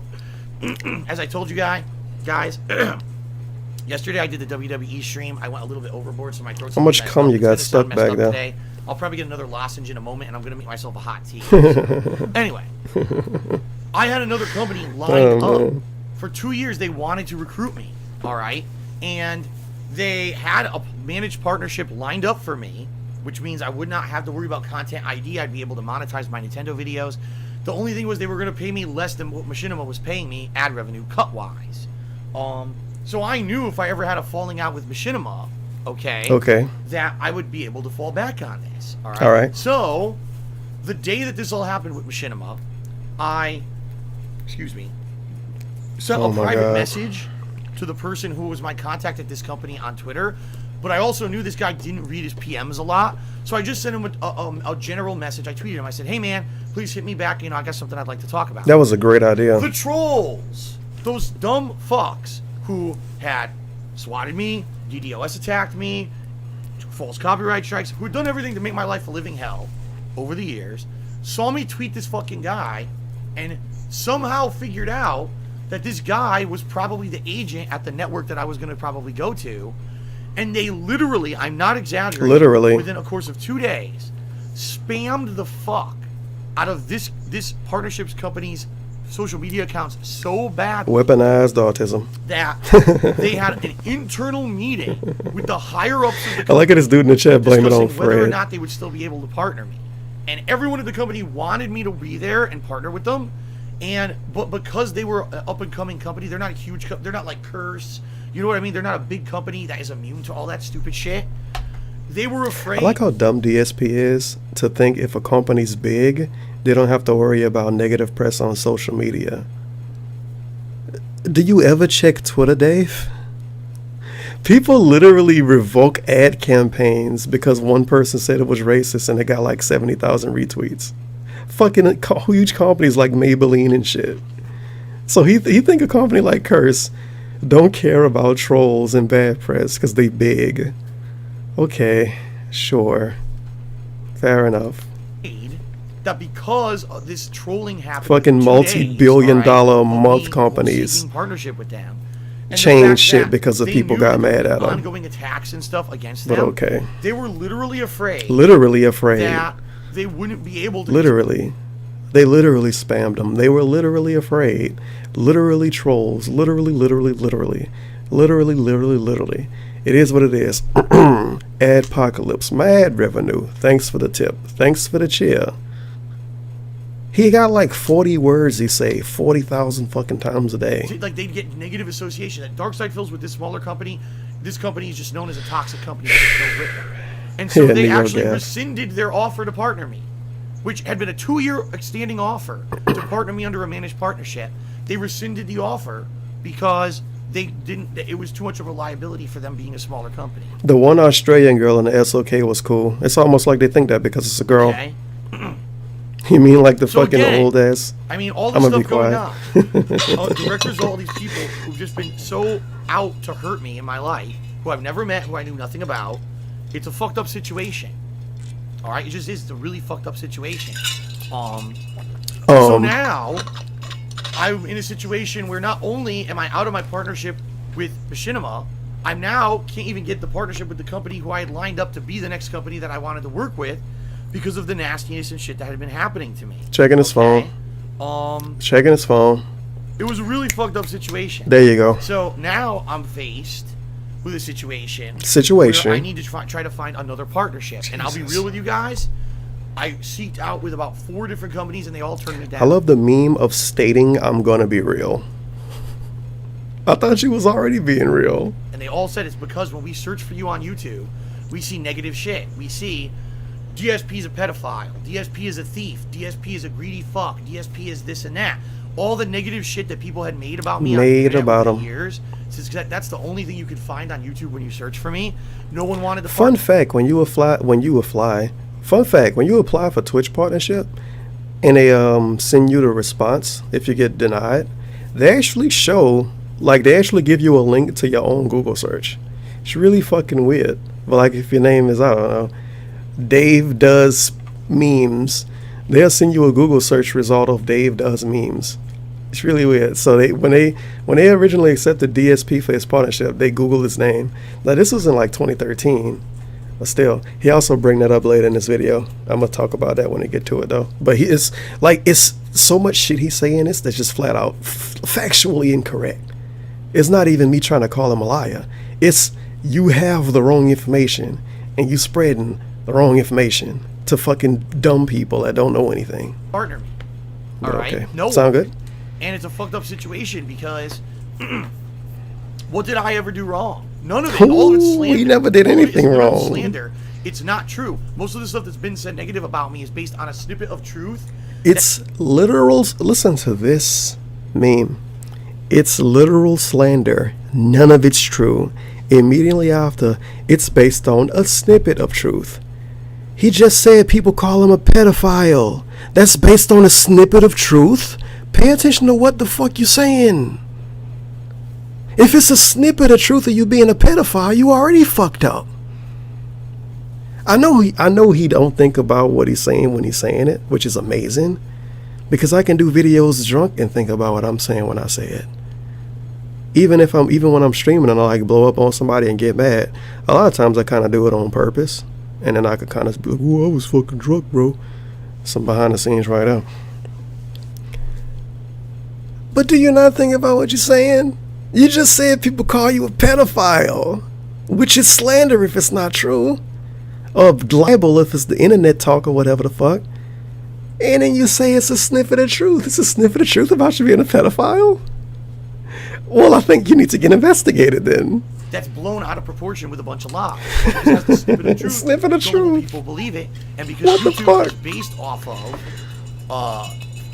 videos that go viral because of drama, these people got all kinds of popularity and shit. Oh yeah, they got popularity.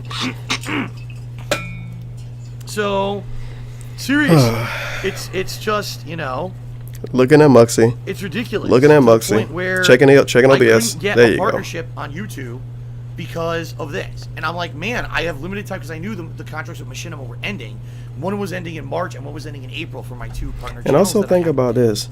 If that really, honestly, truly affected him getting a partnership with a fucking YouTube thing, imagine how much it's gonna affect him when he try to get a job eventually. He gonna be fucked. He gonna have to work at fucking Big Burger or some shit. He won't even be able to work at a real burger place. I was like, what am I gonna have to work at a mom and pop burger place. What on earth am I gonna do? So what I have to say, Rip. all right, and I mean this, okay?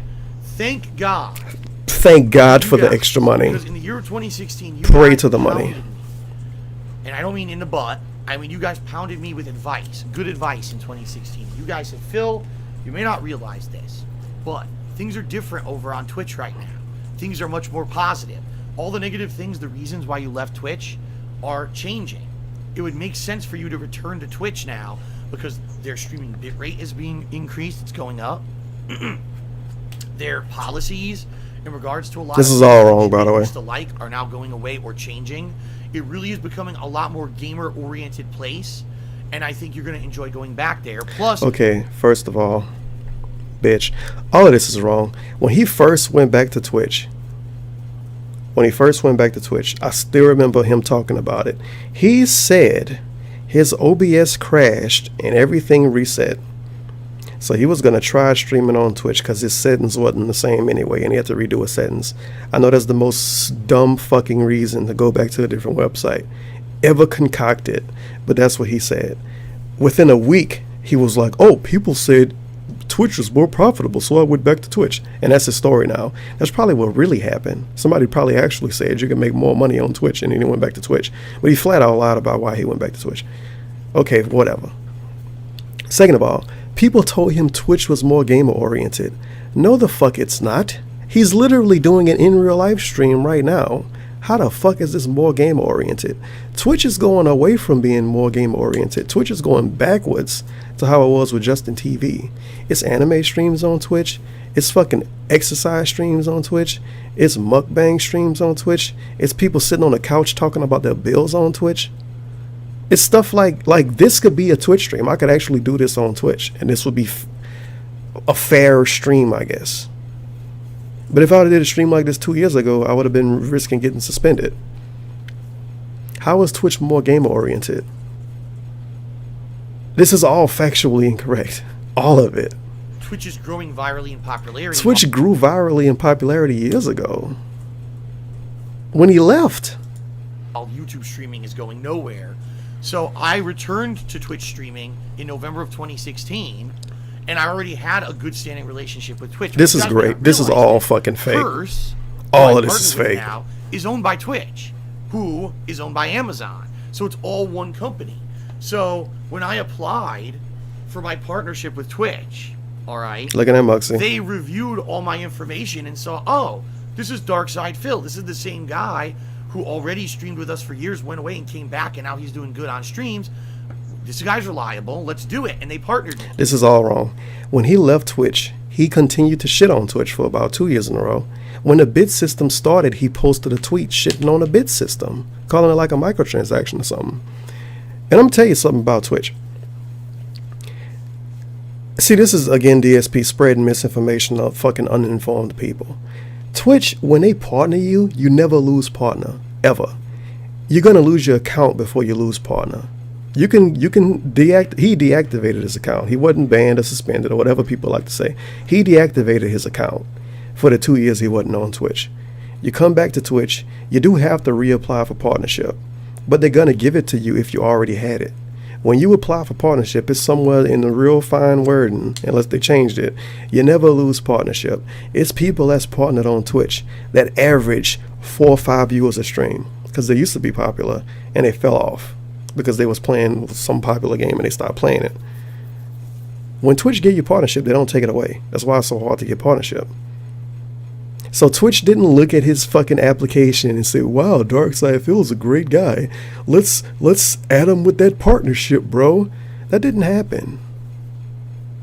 Twitch said, oh, he used to be partnered. He deactivated his account. He want to come back. Okay, partner him. You never lose partnership. Never. Never. So whatever meme he trying to pull here in his little revisionist history, trying to make himself feel important and make it seem like he cool and fucking known, it's all bullshit.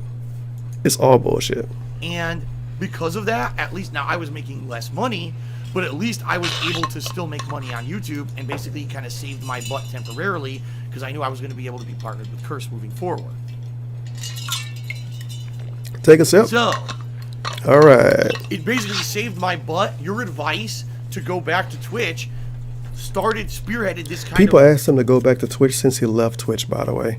And he used to shit on it every time. It's even a video within, I think, a month of him going back to Twitch saying that he's never going to go back to Twitch. And then a month later, he was like, hey, I'm back on Twitch. GG. Events that allow me to then be partnered with... It's going to be like a 6-hour long video. It's going to probably be the longest video of the year from me. Thank you to everyone Praying who's again. in touch with everything going on the internet. Thank you Praying again. to those of you who gave me a really amazing advice. You guys literally saved my ass. Literally saved it. In more ways than one, which we'll talk about as we continue in this segment. All right. Shout outs. Shout out to Vidar, who tipped me $25, and he says, "Keep doing what your thing, Phil. Your stream games on the internet. What people hold against you is not usually about is usually about your personal life, and more often it's just fabricated news and stuff that it's not true." Listen to this fucking autism from Vidal. Is he basically read Kiwi Farms, got mad about it, and then sent $25 to DSP to talk about it? You stream games on the internet and people talk about you because of your personal life. This whole fucking video is about his personal life. This is this is the stream. The stream was him talking about his personal life. But people not supposed to be able to talk about his personal life? His stream is his personal life. It's not like I looked up backdoor information. I'm listening to what he said. But you can't criticize it unless you're a fan, and a fan won't criticize it because they are a fan. That's what fans do. They accept what they get and they like it. What the fuck? Maximum bait by Vidal. If you're not a troll that wants to believe shit, you don't trust it. So basically, yeah, right.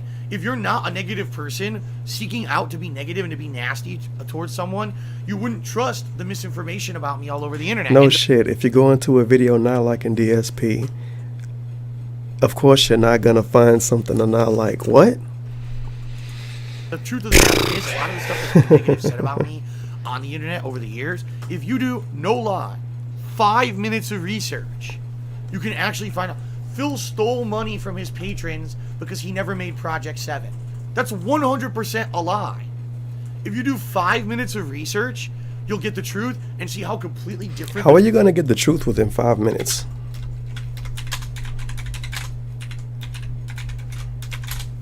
How are you going to get the truth in 5 minutes?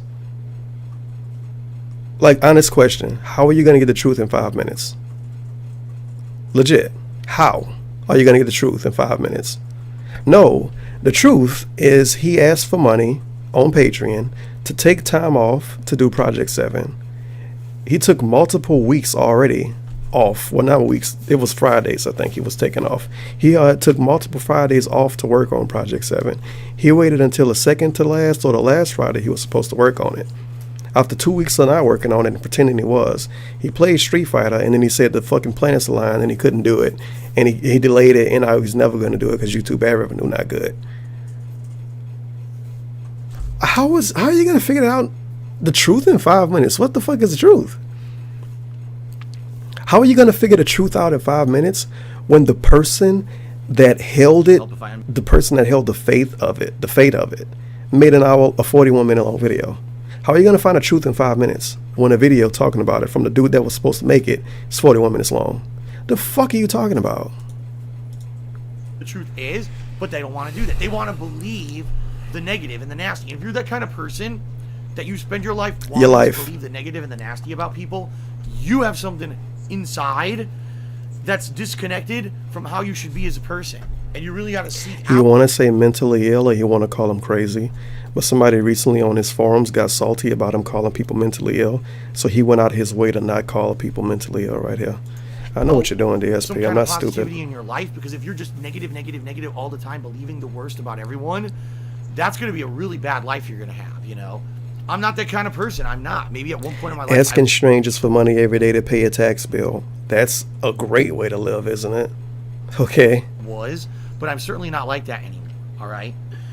Jesus. All right. Still looking at ladies and Muxie. gentlemen, let's continue. So, during the month of February, Yet again, you see he replied to Vidal. Vidal sent $25 to say that message. You see he replied to that? He literally didn't have chat open.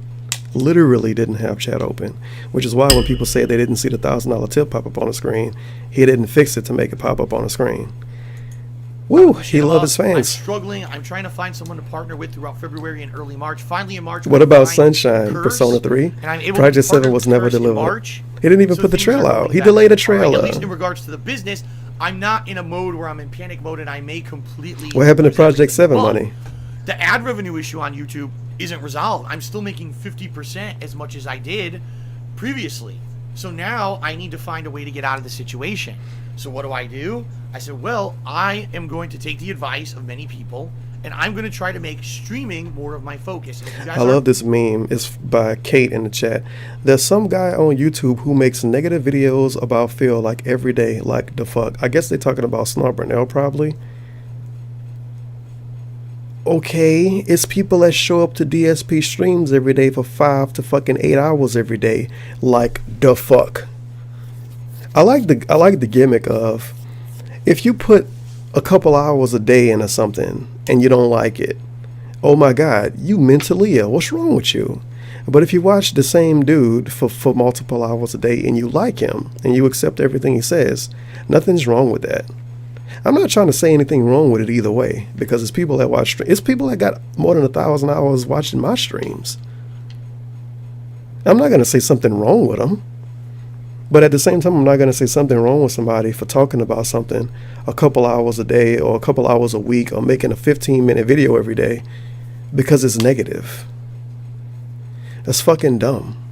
With that logic, you might as well find negative reviews, like reviews on like Sonic 06 or something, and post a comment, wow, you took hours to make a negative review about a game you didn't like.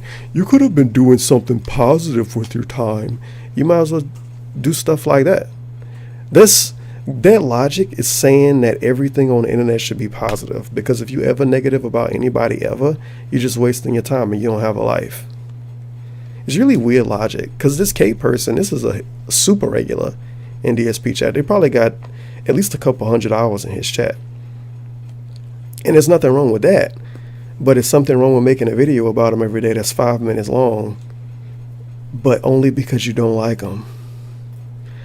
I don't know.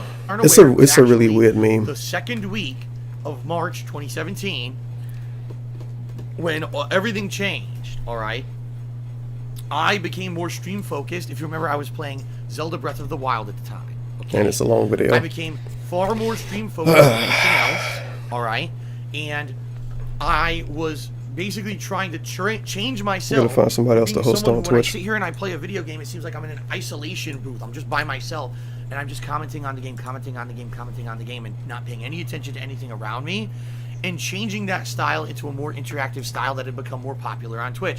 Reading people's messages in the stream chat. I don't know who this is, but I guess you're getting hosted. Cheering, subbing, and tipping. Congratulations. And giving them recognition for their content. Like canceling an Is this a dude? I can't even tell. I feel bad. I've been doing gameplay videos. I know it's a dude. It's a dude. So for 9 years, I've been doing things a certain way, and to on the fly. Well, the name is Bold Girl. I don't know. It might be a very girl. different thing. And I actually remember, while playing Breath of the Wild, people were saying some wild. So people were asking me, "What is your opinion on the LGBT community?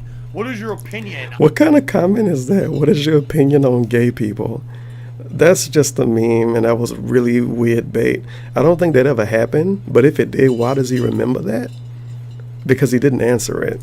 On, politics. And What's your opinion on politics? Wild. I'm trying to play the broadest game, question and ever. People are asking me these wild, outlandish questions that have nothing to do with the game. But sometimes, you know what?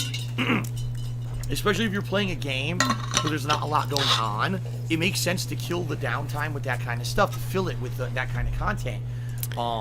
He literally only talks to people from his chat when they send him money or when he not getting money.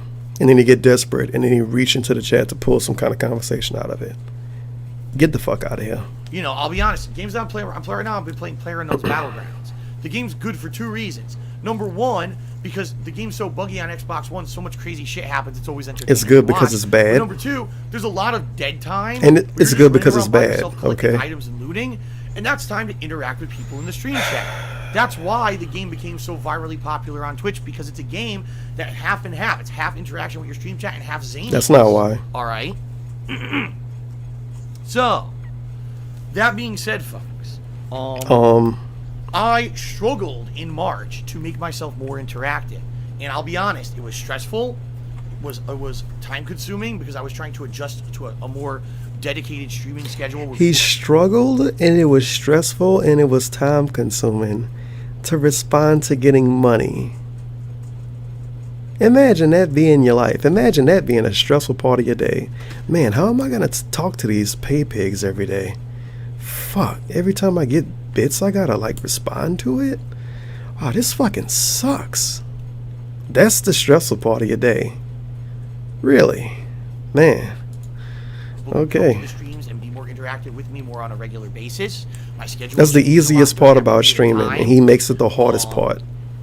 And I saw, honestly, even more of a disconnect with my ex-girlfriend during that time period. It was more focus on work. Work. To save the house, to save everything. Save the house. Even more of a disconnect was happening behind the scenes with my girlfriend. Jesus Christ, DSP. Then, in April, all right, I basically looked back at how things had gone in March. This loops back to how he broke up with his girlfriend, by the way. That's the phenomenal part. On Twitch to making a decent amount. Was it, oh my God, my revenue jumped ginormously and I was making tons of dough hand over fist on Twitch? No. But the revenue on Twitch had gone from like absolutely nothing to something at least significant.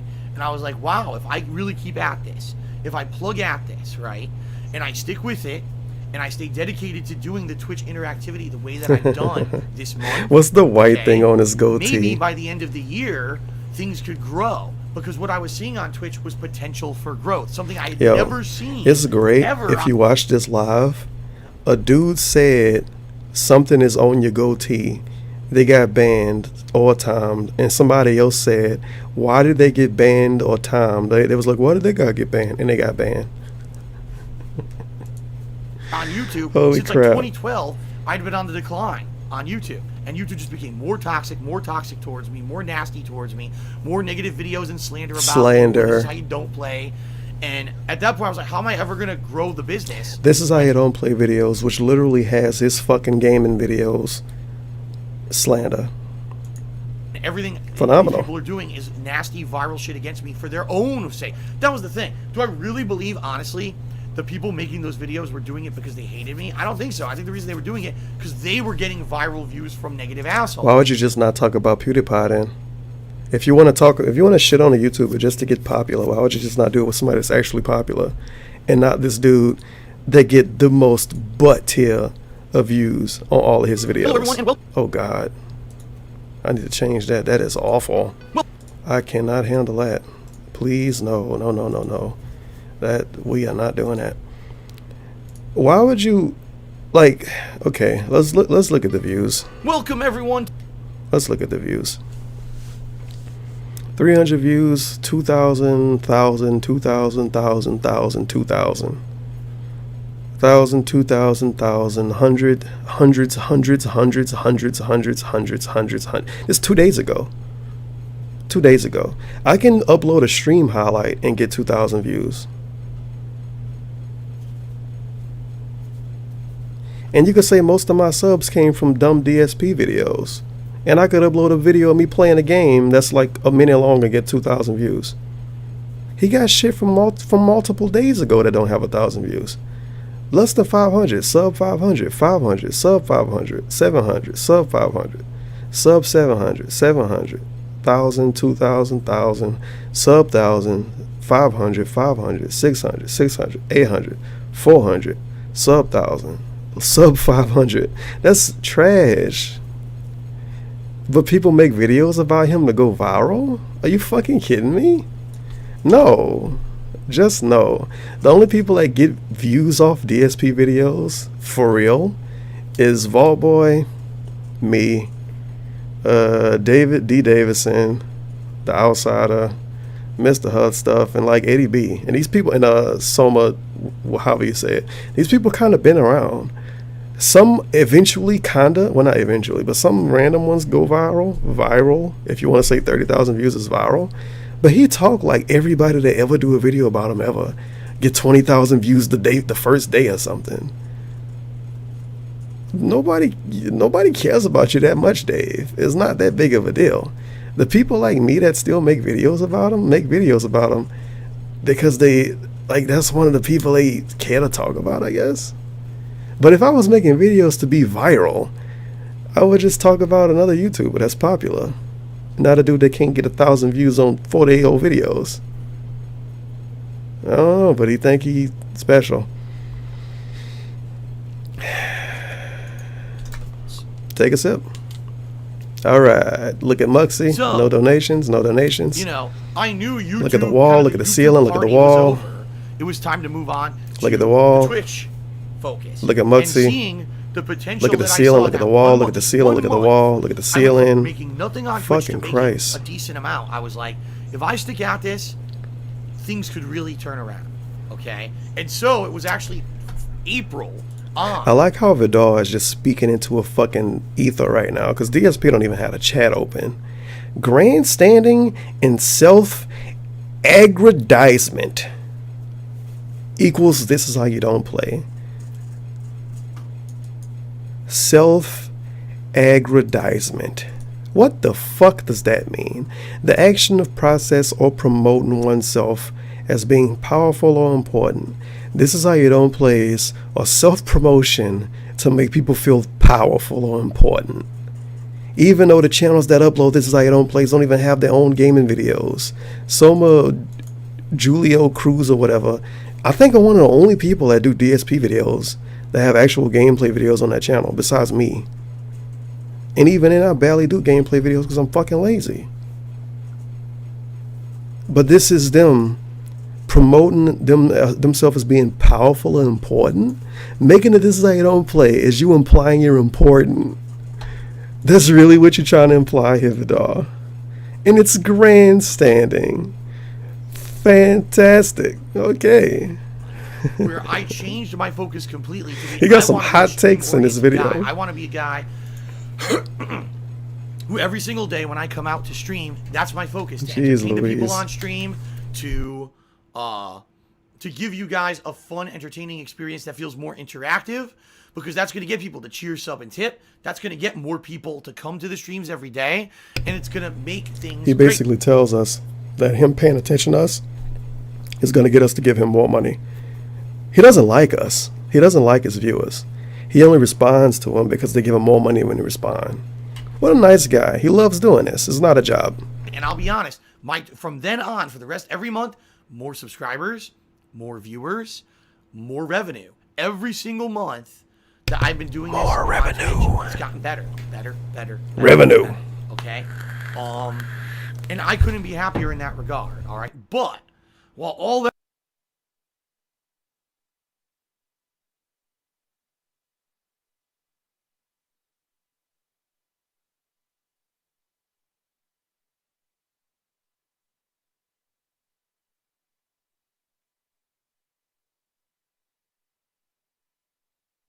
that was going on, right? While all that was happening behind the scenes with my ex-girlfriend, things were falling apart to the point, like I said, it was more like we were just roommates.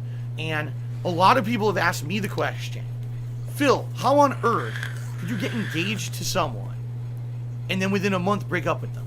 How can that happen? How could you have gotten engaged in April and then broke it off and, ended the relationship in May? It doesn't even make sense. The truth of the matter, folks, and this is something I have not talked about until today, so big reveal here. The engagement was legit, but it really was a band-aid on an already broken relationship, all right?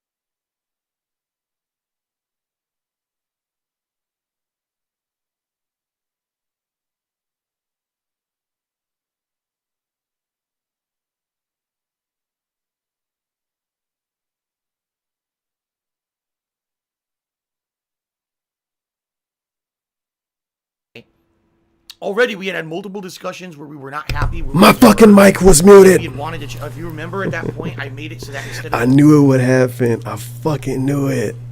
I knew it. What was my point I was making? Let me rewind. I fucking knew it would happen. more interactive, because that's going to get people to cheer, sub, and tip. That's going to get more people to come to the streams every day, and it's going to make things great. And I'll be honest, from then on, for the rest, every month, more subscribers, more viewers. Okay, whatever, fair enough. You're talking about money.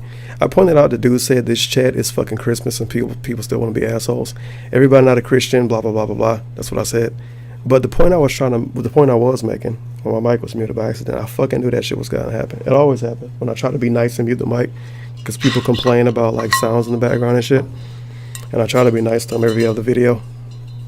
But one of the points I was making was, it's a narrative people try to spin, that if you make a video like this, you helping DSP out because you like promoting them or whatever. And I said, I'm gonna tell you this right now. I don't want to try to like jerk my own dick on this, but I'm gonna tell you this right now. You see this video 6 hours ago, 1.4K views, 5 hours ago, 800 views, 5 hours ago, less than 400 views. I guarantee you, within 6 hours of me uploading this video, it's gonna have at least 2,000 views, at least 2,000. I got way less subs than him. I got way less push than him, or whatever the fuck. So how am I doing a video, watching your video, and more people watch my video than your video, but that's somehow helping you out? He still averages 500 views. Nobody new coming to his YouTube. His YouTube is an archive channel, as he likes to call it. And his Twitch, if you want to say he getting more subs on Twitch, everybody getting more subs on Twitch. It's December. People are nice during December. People feel like they got more money to spend. By comparison, I got 70 subs on Twitch. 70 fucking subs. I'm obviously nowhere near as popular as him. He got, what, 40,000 followers? Almost 50,000 followers. I got like less than 5,000. And I got 70 fucking subs. And I only got one emo because I'm not even a full partner. It's partners that got less subs than me. So how is me talking about him, helping him out, when he not benefiting from it? Because if you want to say somebody watching my video is helping DSP because another person knew who DSP was for the next 2 hours and they watched the video I made, that doesn't make sense. That's not paying his bills. But that's a narrative people like to try to push. I kind of talked about it a little bit more than that, but my mic was muted. Gonna try to make sure that doesn't happen again. And I'm sure somebody already left a comment. Oh my God, Tevin, your fucking mic was muted right there. So too late. R.I.P. More revenue. Every single more revenue. month that I've been doing this, my revenue. It's gotten better. Okay. Get the little R.I.P. sound. sound. In that regard, all right. But while all that was going on, right? While all that was happening behind the scenes with my ex-girlfriend, things were falling apart to the point, like I said, it was more like we were just roommates. And a lot of people have asked me the question, Phil, how on earth could you get engaged to someone and then within a month break up with them? How can that happen? How could you have gotten engaged in April and then broke it off and, ended the relationship in May? It doesn't even make sense. The truth of the matter, folks, and this is something I have not talked about until today, so big reveal here. The engagement was legit, but it really was a band-aid on an already broken relationship. He told us the engagement was legit and then say it was a band-aid on the broken relationship, which means it wasn't legit. And this is something people have been speculating for months. I'm saying this again because I don't know if I was muted when I said that. This is something people have been speculating for months. But yeah, the engagement was legit, but it was a band-aid on a broken relationship. Then it fucking wasn't legit. He acting like he had to sign papers and go to court to be engaged. Yeah, all right. Already we had multiple discussions where we were not happy where we were. And we had wanted to, if you remember at that point, I made it so that instead of only having a half day where we run out and did errands together, instead I was taking a whole day So basically, my ex and I could spend personal time together and then run and do our errands and everything, so it would be a better day. But even then, we were taking days, and we would like, what do you want to do today? I don't know. What do you want to do? I really don't know. I'm stressed out. I really don't care. Well, then let's just fucking do whatever. And it wouldn't matter. It would be like a wasted day. We wouldn't do anything significant or anything fun together because really it was kind of like we were so stressed out about everything else, we just didn't care. And that was terrible, you know?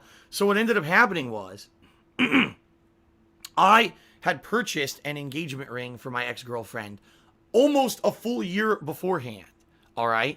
And the plans that we had made were that, gee, if things finally get financially stable, we wanted to go to California together. We wanted to do a mini vacation. It wasn't going to be like a long, expensive vacation. Maybe 2-3 days in California where we could go to like Universal Studios for a day or Disneyland for a day. And I would propose to her there, okay? And then it would be kind of a fun, magical event that we would remember for the rest of our lives. And yeah, it might be where we come back and we're not able to get married right away because of all the stressful financial stuff going on back home. But at least we're engaged and we can be happy that one day we're going to get married. And then it was kind of like, well, time passes, more financial shit happens, we can't go, more stressful stuff happens. Now we're not going too good together, you know, to the point where it was like the ring's just sitting here. And it's like, when's it going to happen? I don't know, you know? And I didn't just want, and one day I remember we just kind of sat down, we were laying in bed together, and we looked at each other. And she said to me, you know what? You should just give me the ring because we're never going to find a perfect time. It seems like this is our life now. Every day is just constant stress. You don't know if we're going to be able to pay the bills. We're probably never going to be able to go to California. Just give me the ring. All right. So I did, you know, and it really was completely unromantic. And she put the ring on and we took a picture for Instagram or whatever. And, you know, that's what I mean. Like, it really wasn't legitimately, it didn't seem like it was like a legit engagement because already things had been so falling apart. He just told us it was legit. Then he proceeded to explain how it wasn't legit. Then he said it wasn't legitimate. And then he said it was legitimate. And a real, honestly, what it felt like was, more of just, like I said, a Band-Aid. Things were already falling apart. Quick, let's get engaged and maybe things will magically become better. Well, no surprise. We had like 1 or 2 days that were better, and then things went right back to normal where I was worried about financially, would I be able to pay everything? She had kind of more gone off and focused on her own life. She was real focused on her job at that point. She wanted to get promoted to her job and maybe go full-time, in which case if she's working full-time and I'm working full-time, now we're not even going to see each other even less, right? And so behind the scenes, things just kept falling apart, all right? Now, I'm not going to tell you the full story because there's a lot of other stuff that happened too. But basically, by late April, the whole relationship had fallen apart, all right? Within 3 weeks of us getting engaged, the whole thing had just, you know, blown up to the point where we weren't getting along anymore.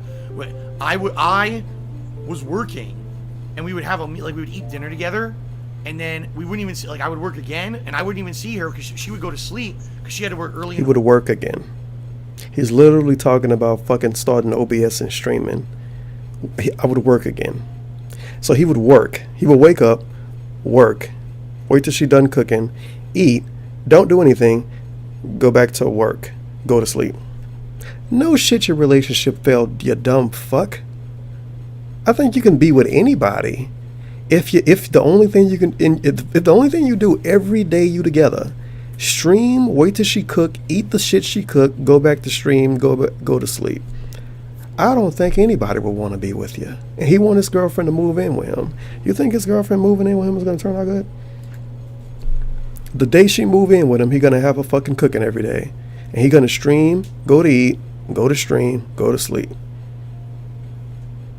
He going to repeat the same mistake if she ever move in with him. What the fuck? How can you be this fucking dumb? And then he low-key blamed this relationship failing on his fans because he talked about how he was so focused on work. His work is just fucking streaming and uploading videos. So you was too focused on trying to make money from your fans, and you didn't pay any attention to your girlfriend and you lost her. So I would be up at night watching stuff myself. We wouldn't even have significant time. It was like we were avoiding each other. Our schedules didn't even coincide anymore. So it really was like we were just roommates sharing a house rather than. Hope you enjoying this background music for this part. And basically we had a big blow up. around the end of April, a big blow up, to the point where it was kind of agreed upon that that was it, that it was over. But we knew exactly what would happen if we announced this publicly to the world, especially after just getting engaged. What would more negativity, more snoops in our lives, more people trying to fuck with us and find private information and be just fucking nasty to us in general. What private information could you find? We're not going to tell anyone. Everybody know everything. Like we're still together, all right, until a time when she's kind of moved out and things. You know, the truth of the matter was, I didn't tell you guys that I had broken up with my ex for like almost 2 whole months after she was gone. So she had been gone for a while, and I was doing stuff by myself. And it was funny because I remember during that time period, all right, I was doing Twitch and Chill stream. Remember the Twitch and Chill events that I had been doing? So I was doing Twitch and Chill stuff. And while I was doing the Twitch and Chill stuff, people were being trolls. They were coming in and saying, haha, Leanna, and this and that. And I was already broken up with her for a while. So for me, honestly, it wasn't even stinging at all, because it was like, you're insulting my ex who I haven't talked, I don't have that relationship with anymore. But people didn't know that. So people were coming in purposely trying to be nasty to me, and it had no effect on me because already the relationship had kind of been over for a while. All right. It had no effect on him, but every single one of those people got banned, and he remembers them doing this months later. It had no effect on him, but he remembers it. It was months ago. Obviously, it had an effect on you, and it worked. Please. So, yeah, it all kind of fell apart in that regard, and it sucked. You know, it did, because it was funny. It was like when things were going bad with everything else, the relationship falls apart, and then things started to go good with business. Like I told you guys, the streams were picking up. People were being positive again. There was growth on Twitch. And here I am trying to show a happy face every day. I'm having so much fun, you know, streaming on Twitch. And then in real life, behind the scenes, everything was going wrong or had gone wrong. And you know, it put a lot more stress on me, because previously, the way that my life was I wake up, I spend some time with my ex-girlfriend, right? Whatever, setting up in the morning. I work, but then when my work's done, now we have a shared meal. So she's cooking or whatever. A lot of the responsibilities of the house were shared. I had more income because of her income was contributing to the house budget and everything. And then when we broke up, I like that somebody living with him equals I had more income.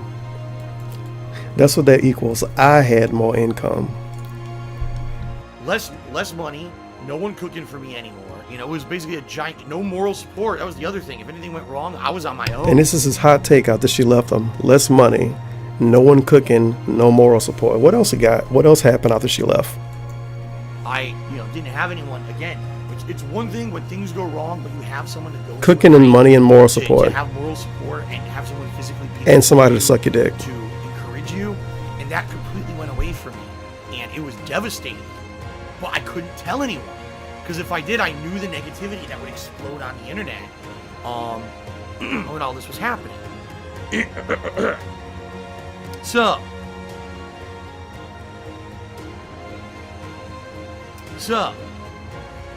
all that happens, and remember, during the months of April, May, June, my streams are going good.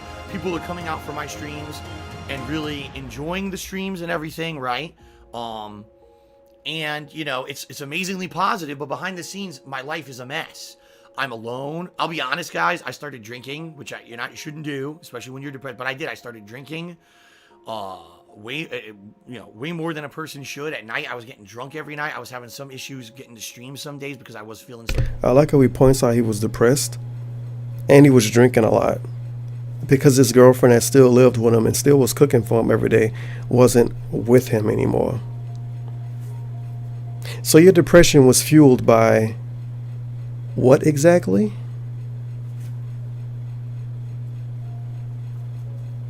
Because if your depression is literally being fueled because your relationship isn't going good, I mean, I guess that's kind of a real thing. Some people are depressed because they got a lot of bills.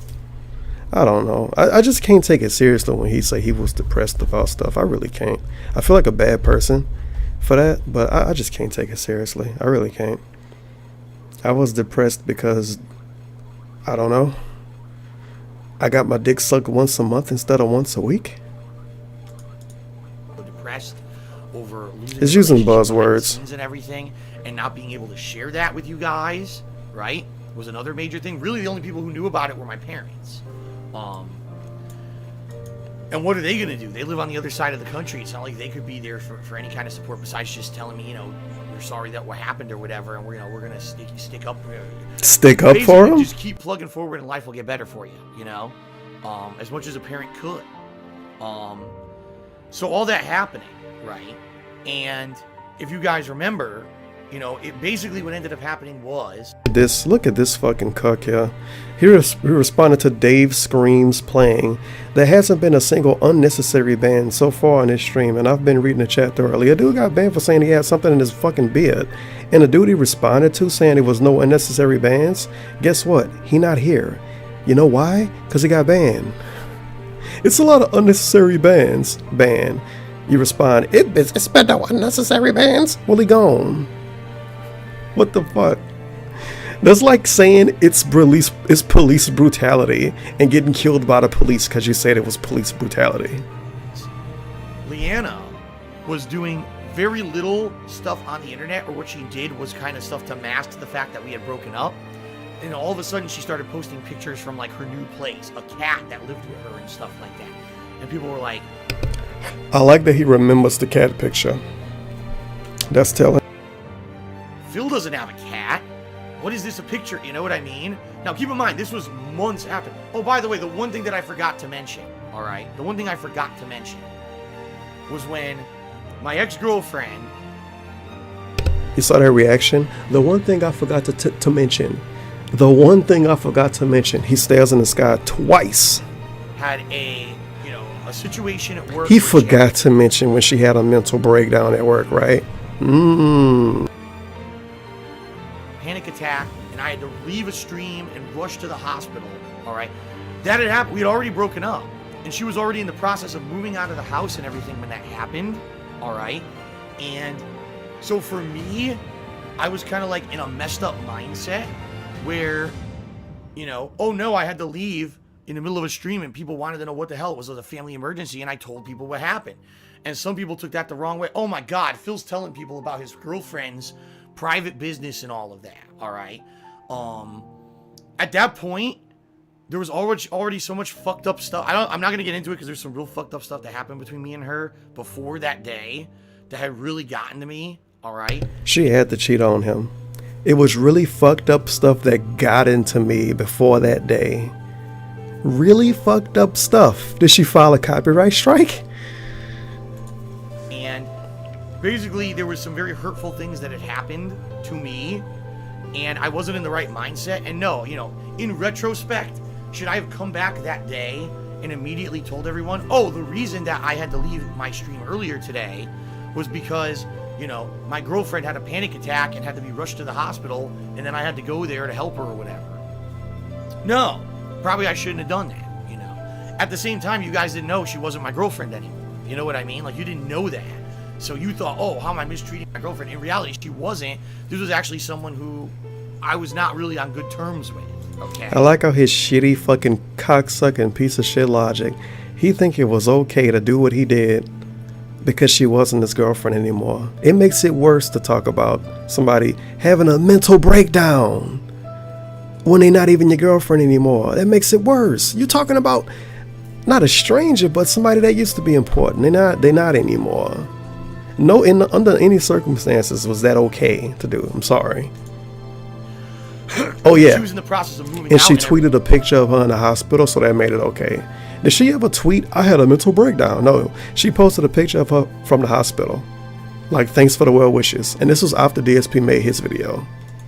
Thing at that point. So really hurtful stuff had happened between us recently that I was not in a good mindset in regards to her. Quite frankly, I didn't have to go to the hospital all that day. I didn't. He didn't have to go to the hospital because he was so petty, because he wasn't in a relationship anymore with her. He would have just left her there because she had friends that could have got her. Already had friends and stuff that could have helped her, but apparently she had told the people at work that she wanted me to go to the hospital to get her. I don't know the full story. DSP doesn't know this because he hasn't gotten a job in like 8 years. When you first get a job, you have emergency numbers. I'm sure DSP was her emergency number because when she moved to Washington, he was literally the only person she knew. So he was her emergency contact. She never redid her emergency contacts. So when she had a panic attack, they called the only number in her emergency contacts, which was Dave. That's why.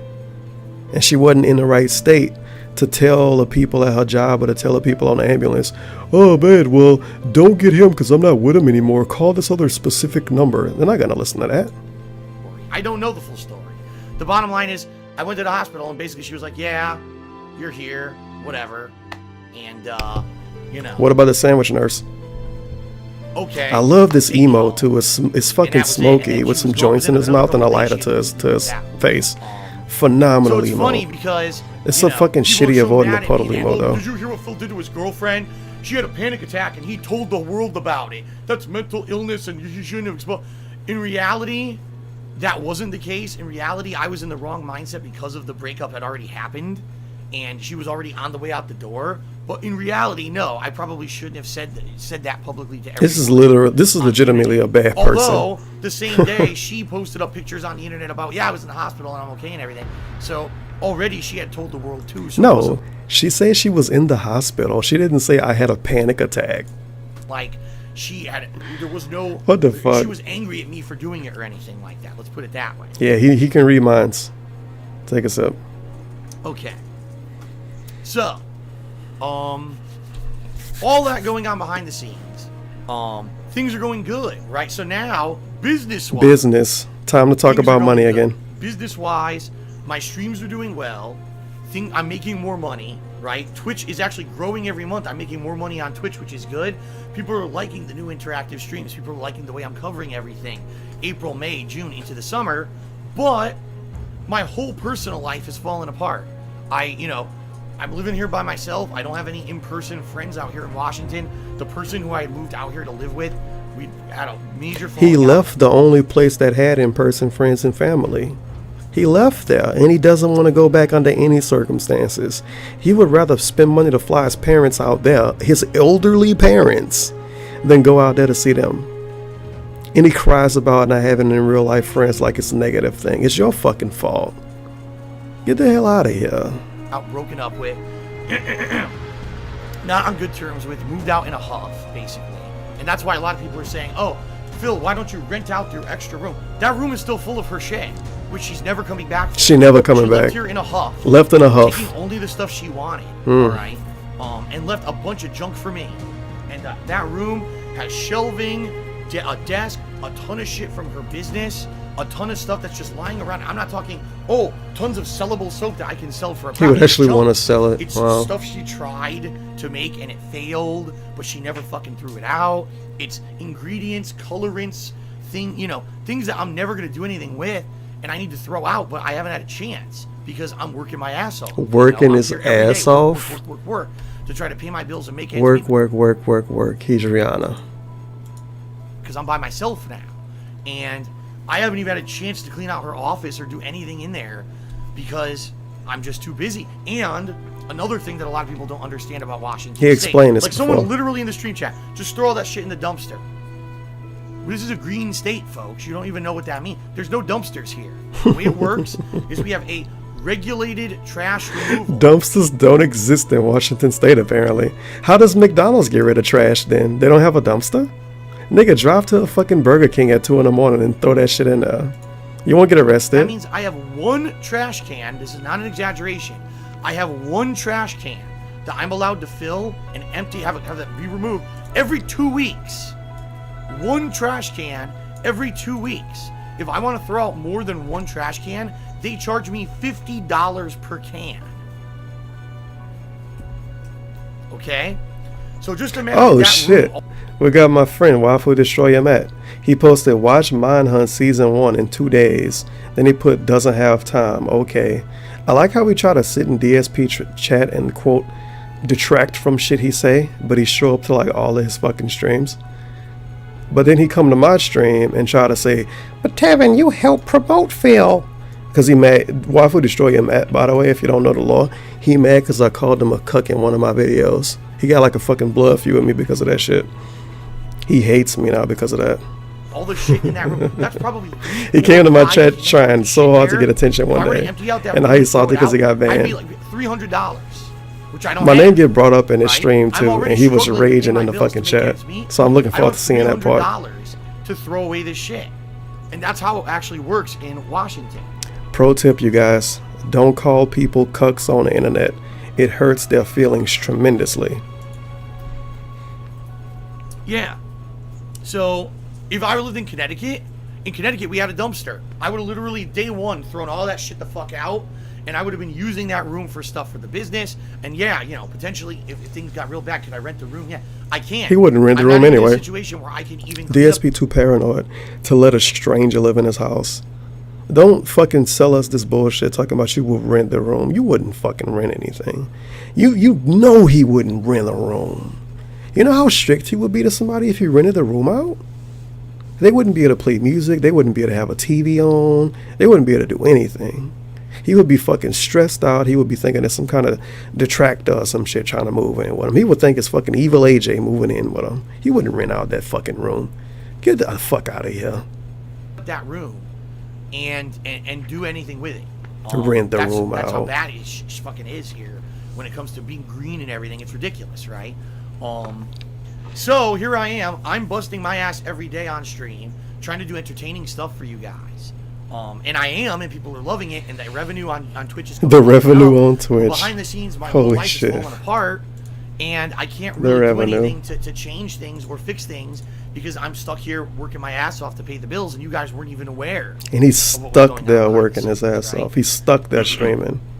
He All right, loves well, his folks, fans. I've now talked for an hour straight. By the way, let me do a couple shout outs. Shout outs. Shout out to High Tech Specs, who did a 300-bit tier. I said, it's amazing how much you've been through since you started on YouTube. You suffered and lost much along the way, but you're still here and have found a way to overcome the negativity. That's why I think everyone will work out. Everything will work out with your house. Life finds a way, as Ian Malcolm said in Jurassic Park. Never give up. Thank you very much for that, High Tech Specs. And then I have forgotten did a 100-bit cheer and said, it's amazing how much you've been through since you started on YouTube. You've suffered and lost much along the way, but you're still here and have. I gotta go to the bathroom too, so when he go on a That's break, why I I'm think leaving, everything will work and I'm out. gonna come back and Oh, wait a fast minute. forward to the point he was It's the at. same cheer. And somebody copy pasted and sent a hell? cheer. I got a cheer from High Tech Specs, and I have forgotten to have the same exact text. They memed him. Maybe that's a glitch. I don't know if that's a glitch with Muxy or whatever. That's bizarre. Thank you for the cheers, though, guys. Ucha Mahadara, 1080 did a 10-bit cheer and said Poonhammer. Poonhammer.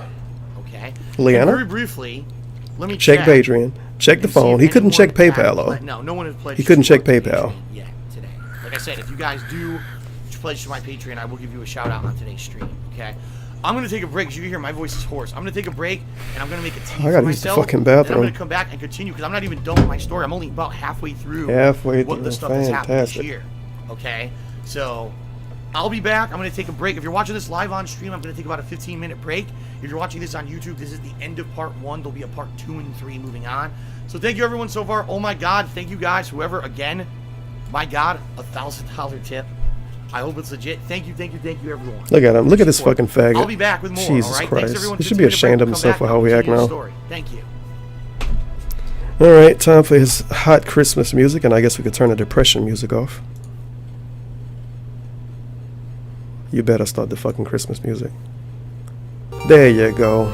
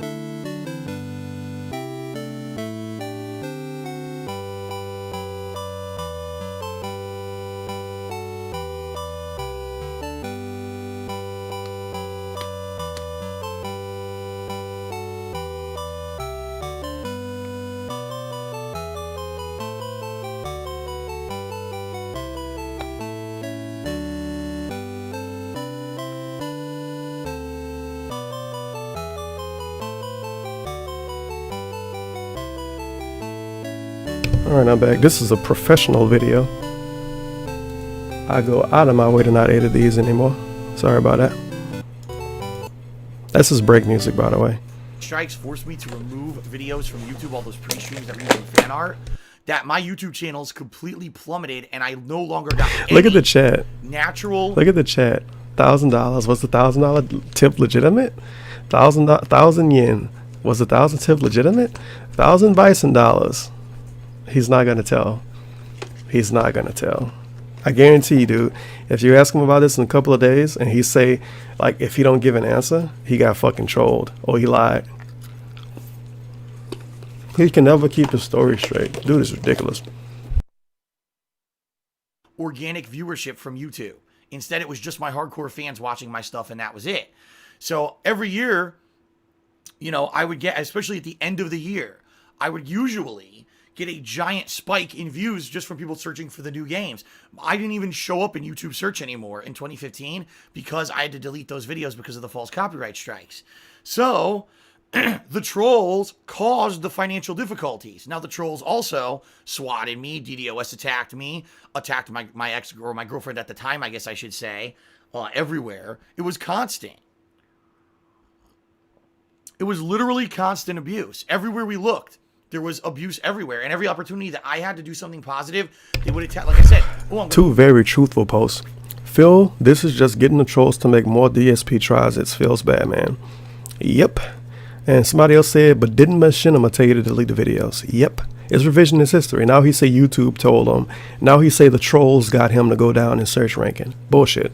When this happened, he said Machinima and YouTube told him to delete videos. He deleted 2 million views worth of videos at one time, and then kicked them out of the search directory.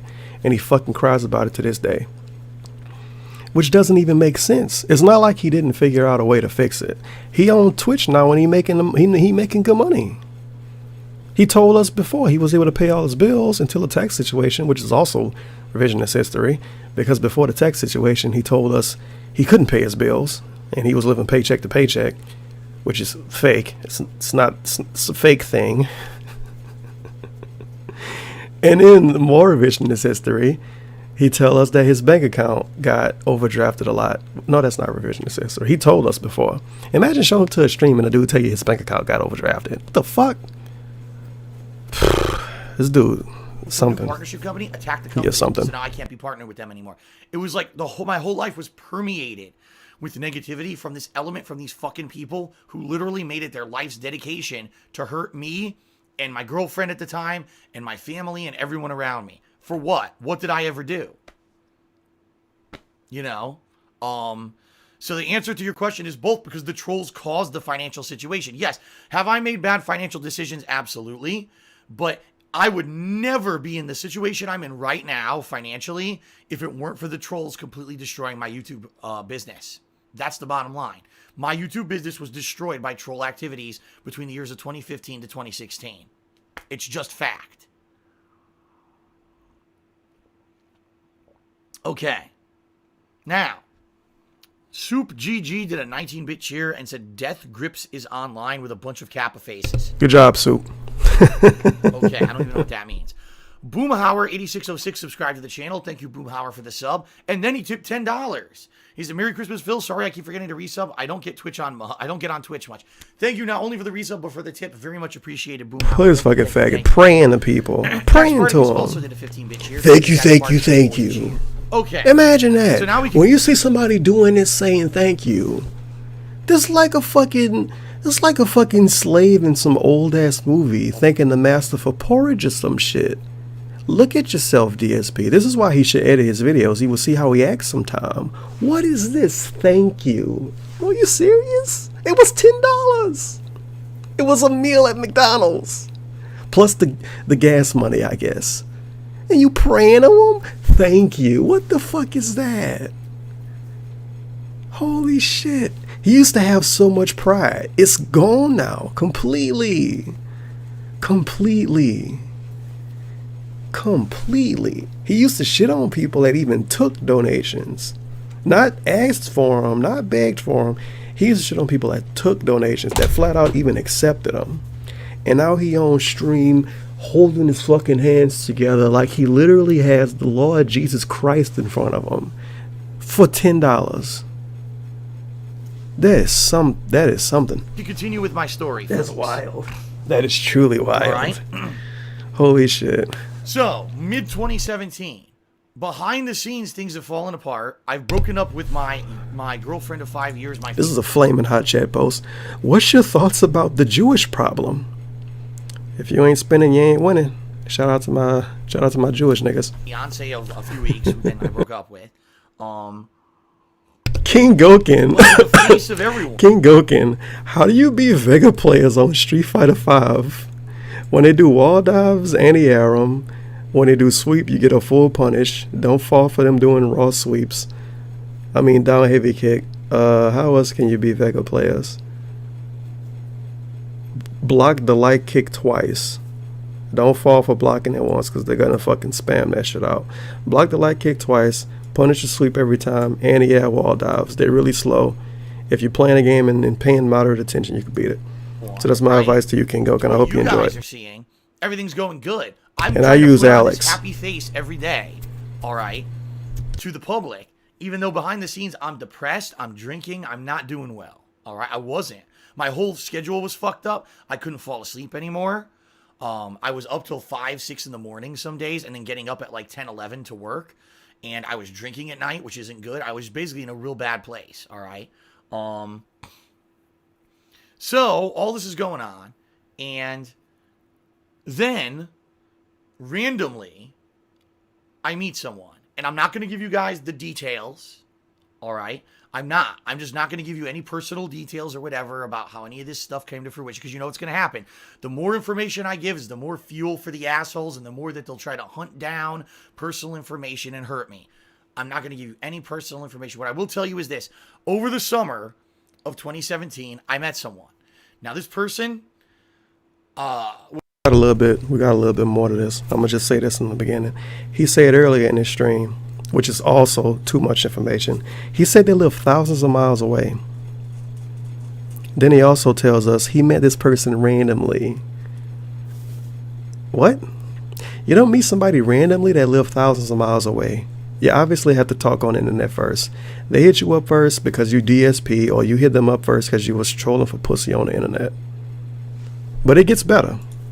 Was someone who I just started talking with on a daily basis. I was going through a really tough time. Incidentally, she also was going through a really tough time. So he preyed on somebody that already was going through negative stuff in their life.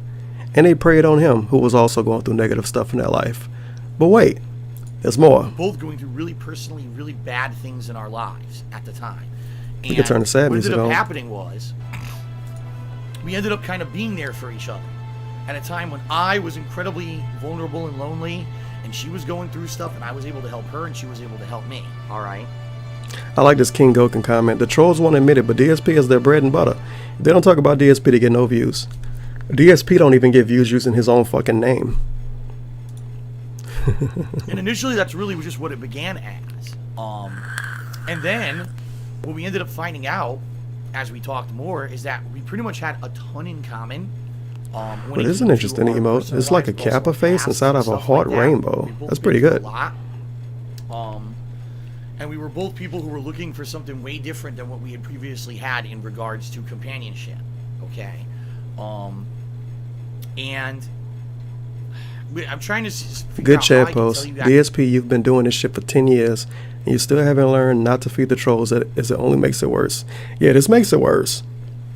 This give the people that microanalyze this dumb shit even more ammo. Just like I said a couple of minutes ago.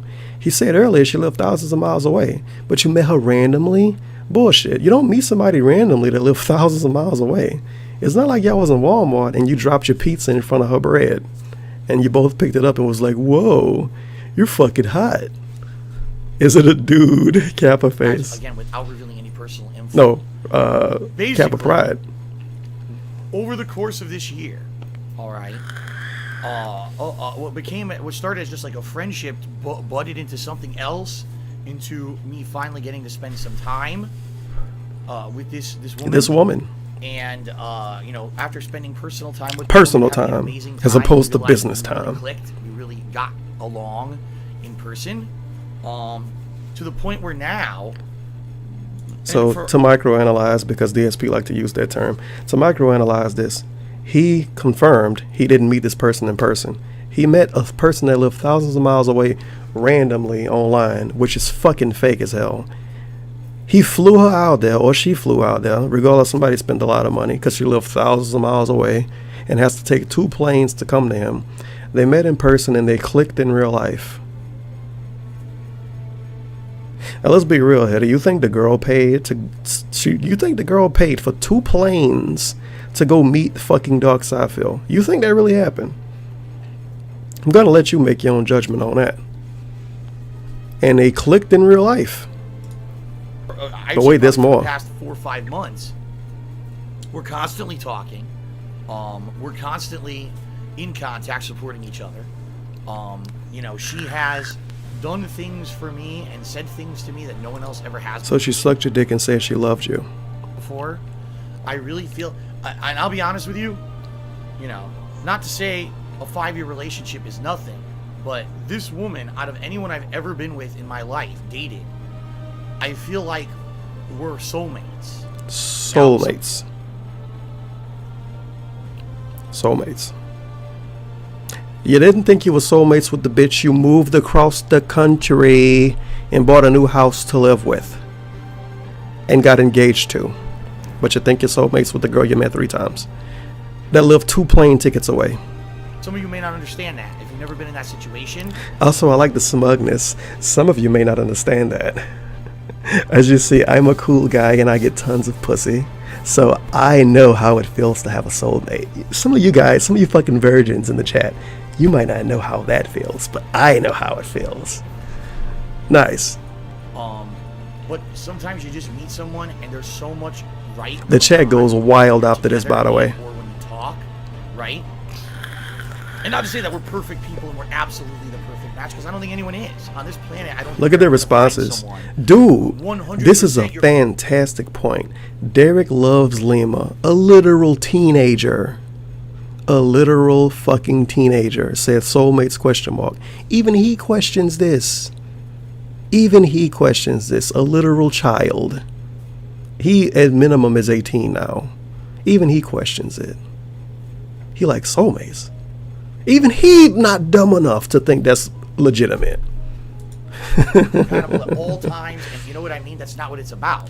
Actually finding someone who you work with means that you find a perfect balance. Maybe this person has attributes. And then he follows up to say soulmates are the best. So I'm confused. As well, and when you two come together, you become kind of a perfect mesh. You know what I mean?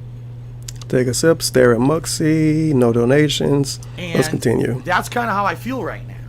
Now, this is someone who I started talking with over the summer. Like I said, I've had the opportunity to spend 3 really nice long visits with her, and or a few other things in between. What the fuck is that? A few other things in between. 3 visits. Soulmates. But she doesn't live here.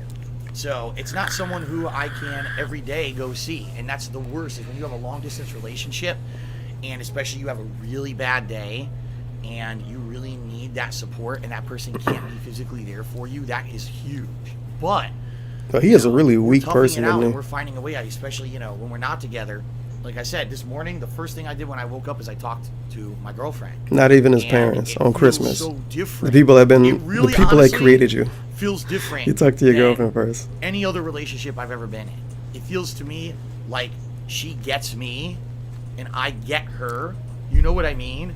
Rather than, oh, it's just someone I like to spend time with. It's more like an actual, like I said, soulmates. That's how I feel when I think about her. Whoa. All right? And, you know, it's funny because some people have said this year, it's so much fucking specific bait in this chat.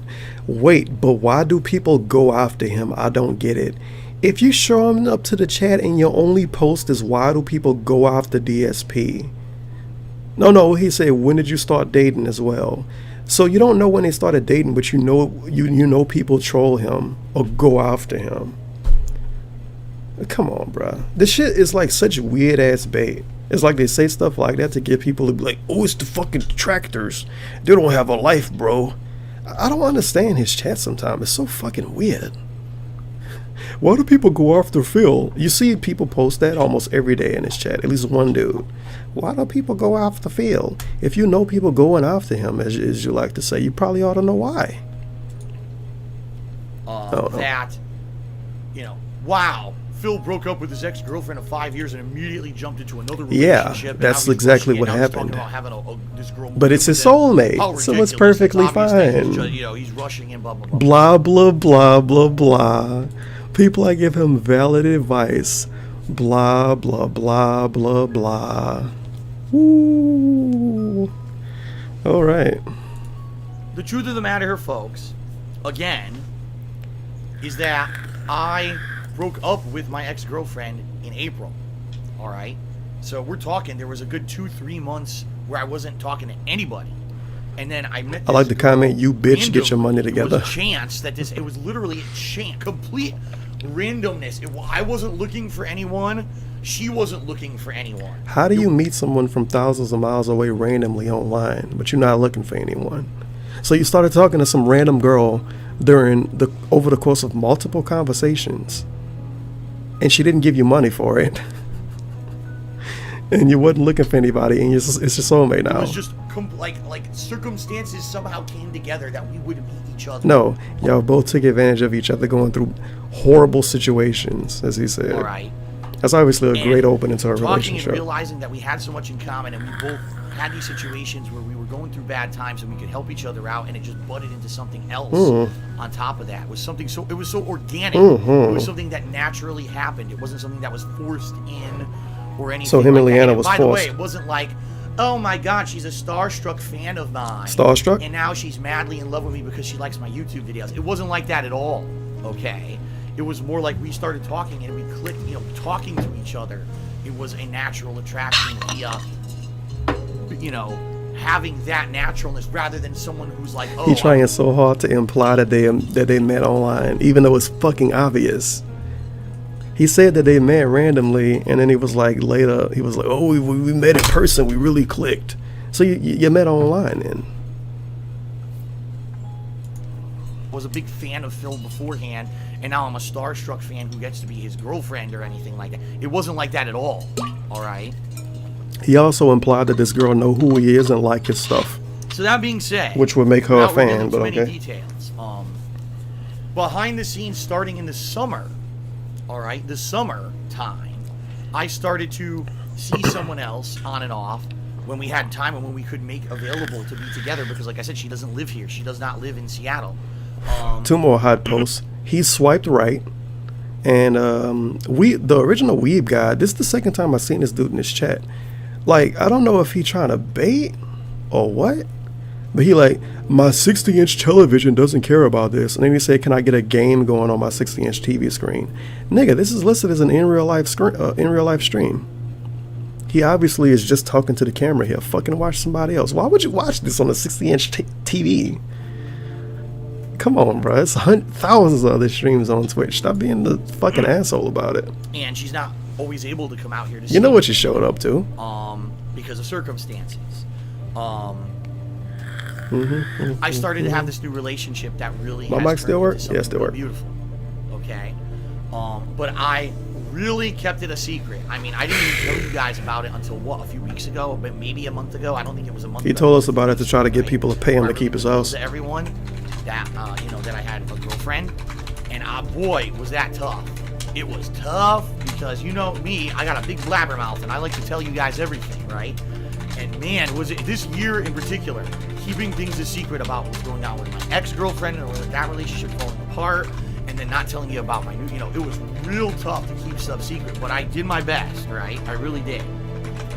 Take a sip. Look at Muxie. No donations. So, that being said, I finally had moral support again. Even though she wasn't able to be here every day, I finally had moral support again, which I needed so much. And you guys may have noticed that I started getting more positive. I started feeling better. I started coming out right. His music got variable audio levels. You may have noticed about middle of this year, all of a sudden, I started to not be drinking all the time anymore. How? I started We didn't to, know if he was even though my drinking or sleep not. schedule was thrown off. Him drinking was a secret. It's a lot different when you're talking to someone all night and having a positive conversation and just having a good interaction with someone versus you're all alone and depressed. But I thought streaming was good interactions.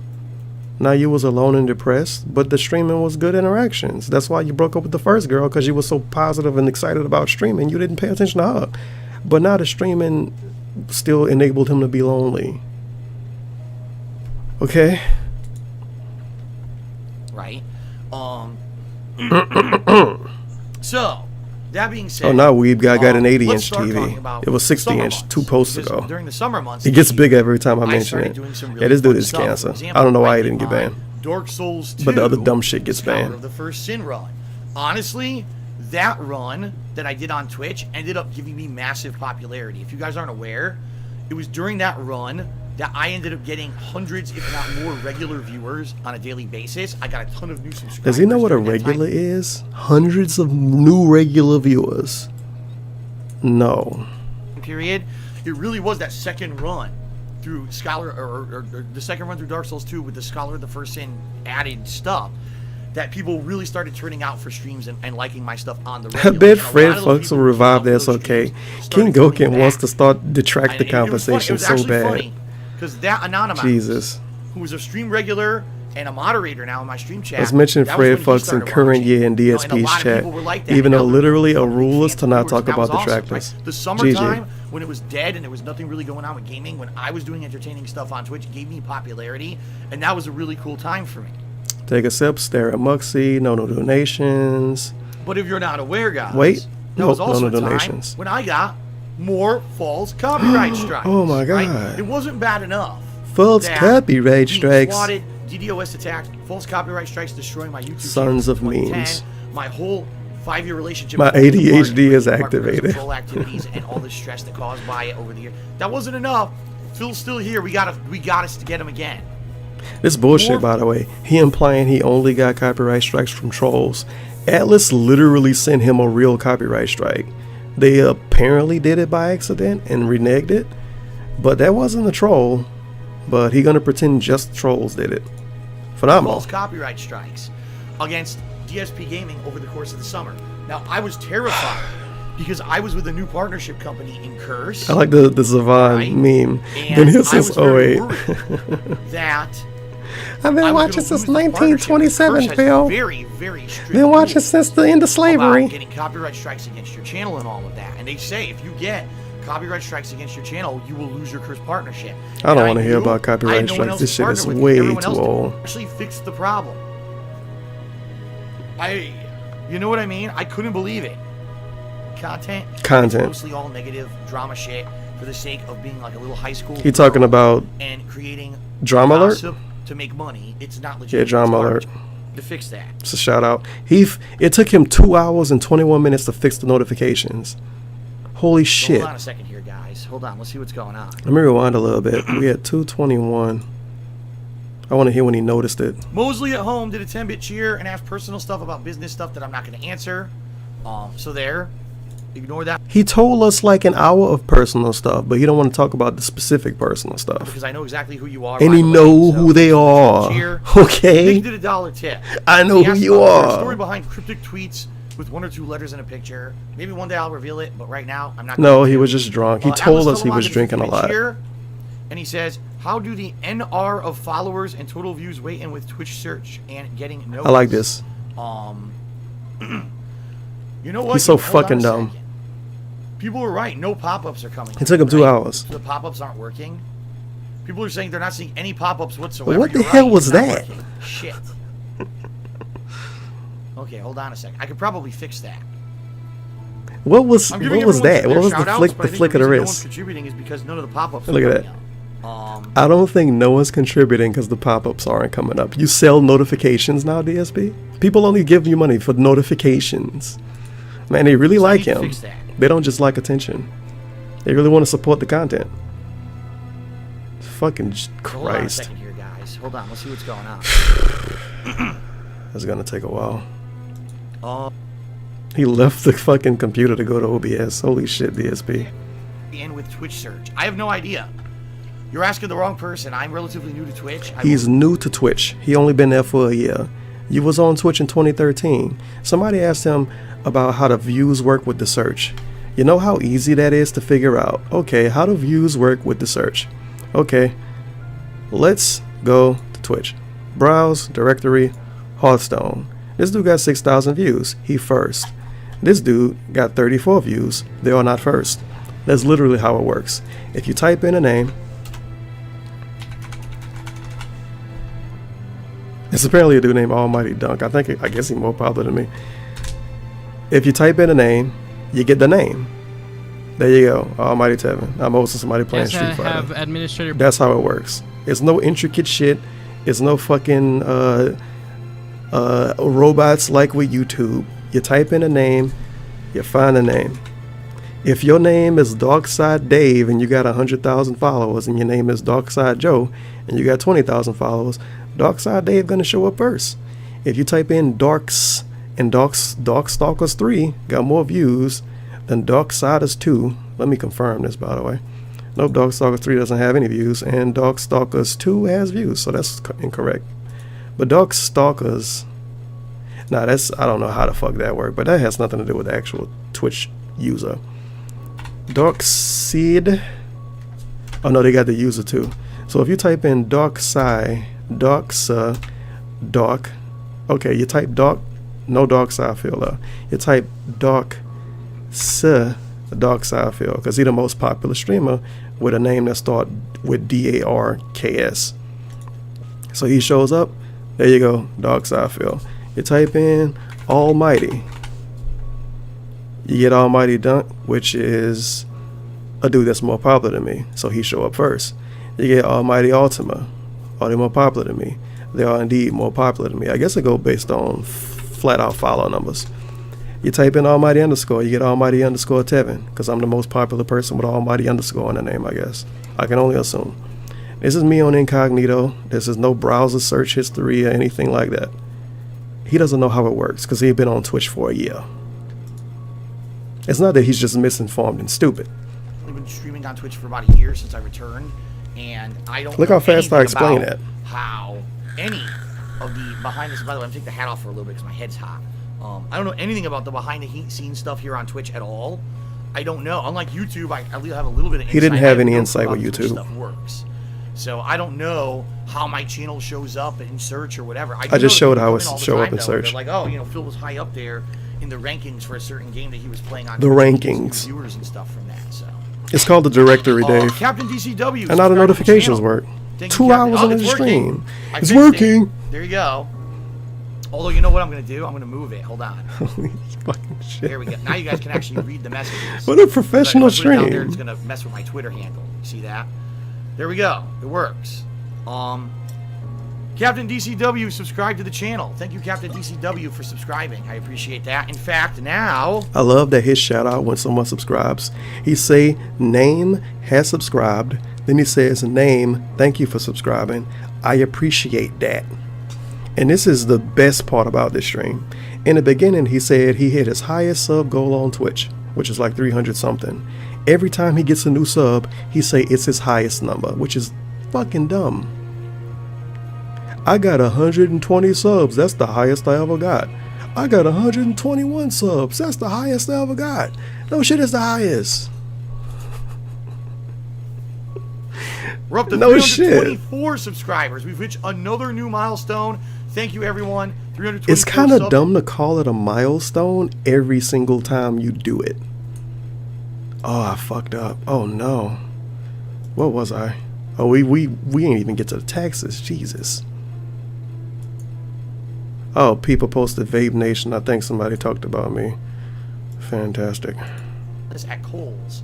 And they had a bunch of weird okay, still responding to shout outs. And they just had one with a dragon. And we're both looking at it like, why in the holy hell would there be a Christmas dragon? It was so random. And my girlfriend was like, we gotta get girlfriend. That one is one of the best ones we've seen. It's just so different. My girlfriend, dude. Did you know I had a girlfriend? My girlfriend. Getting it, and I love it. Tumultuous. My girlfriend. Ad revenue. Thanks for the sub. All right. 10-bit share. Oh, now I got a $1 tip from Tevin. Now who knows if it's the real Tevin? I fucking love this. Him King Cuck and his fucking Cuck viewers. He gets a donation literally from Tevin. It didn't even say Almighty Tevin. It was from Tevin. Tevin is the most 90s name because of fucking Tevin Campbell. That's who I got named after, if you don't know, by the way. Tevin is literally a 90s fucking black kid name. He gets a donation from Tevin and then immediately, I don't know if it's the real Tevin. And his whole chat proceeds to talk about me and get fucking salty because the dude donated with the name Tevin. It's like I remember one time somebody sent money. I could turn this music off now. Somebody sent bits or something and their name was Almighty something. He was like, I don't know if this is a troll because the name had Almighty in it. It's rappers with Almighty in their name. Multiple. And Almighty is just a Chief Keef reference. That's literally why I'm named Almighty Tevin. The lore for Almighty Tevin. A long time ago, I used to play Chief Keef music all the time. And a dude called me Almighty Tevin because all Chief Keef is Almighty Sosa. And I was like, holy shit, that's a cool ass name.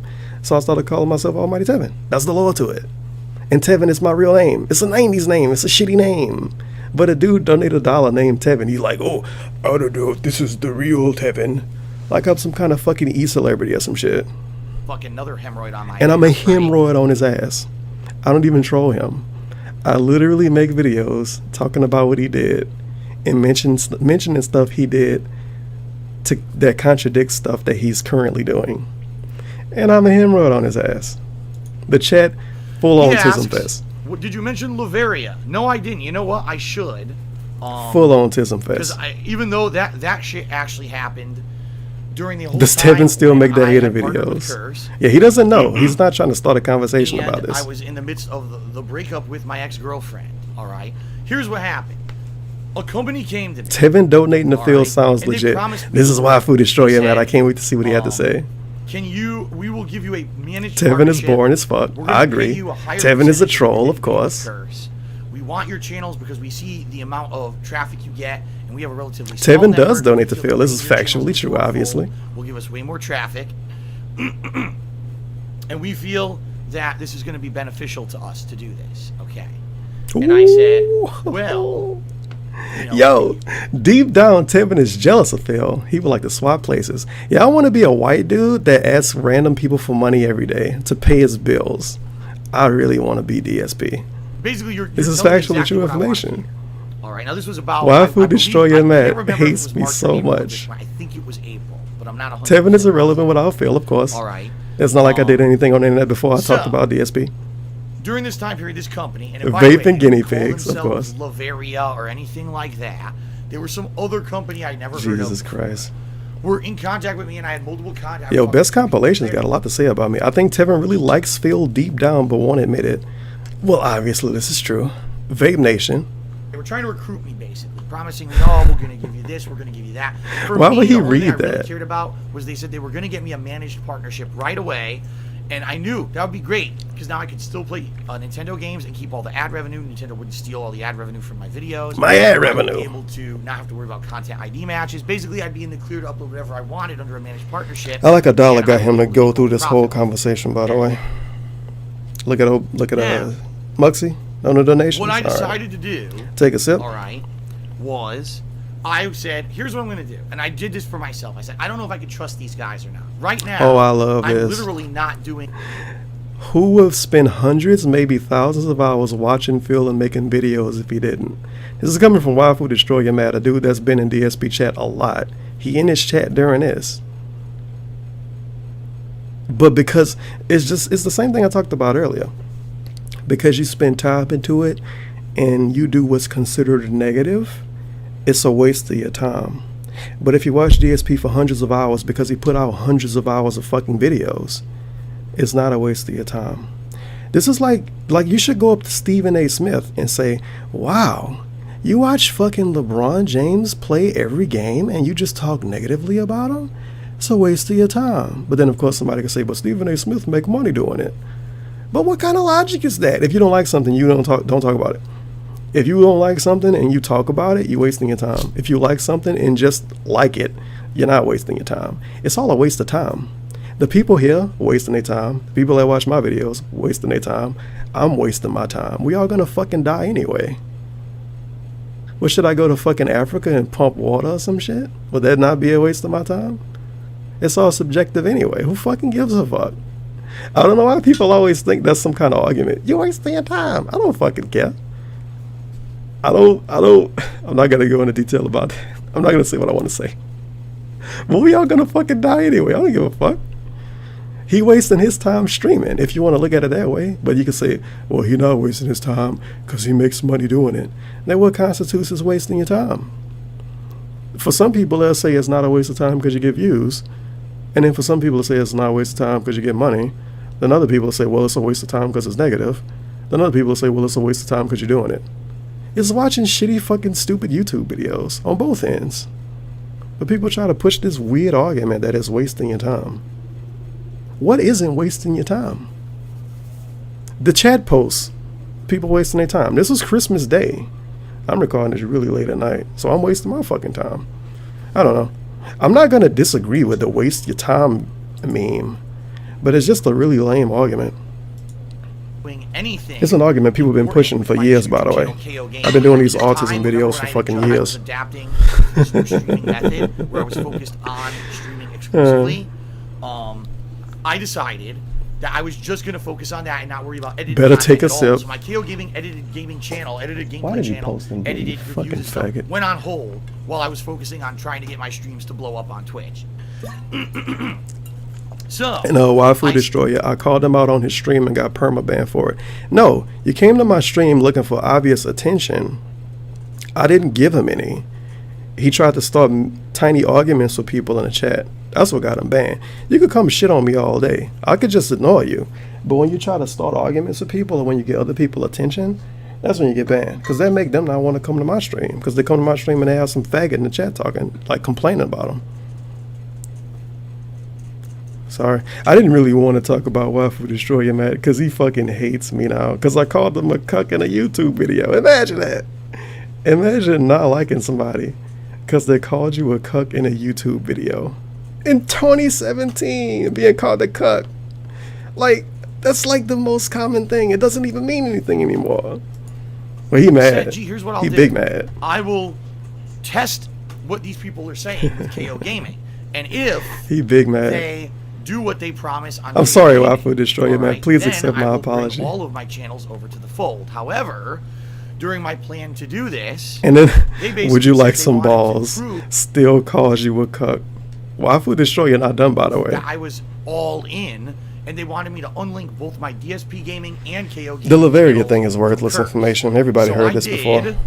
All right, I did. I unlinked both channels from Curse, and I took KO Gaming, and I said, okay, KO Gaming is unlinked right away. I can link this to your network right away. Give me the information. I'll link it to your network, and then let's get it into the managed partnership right away.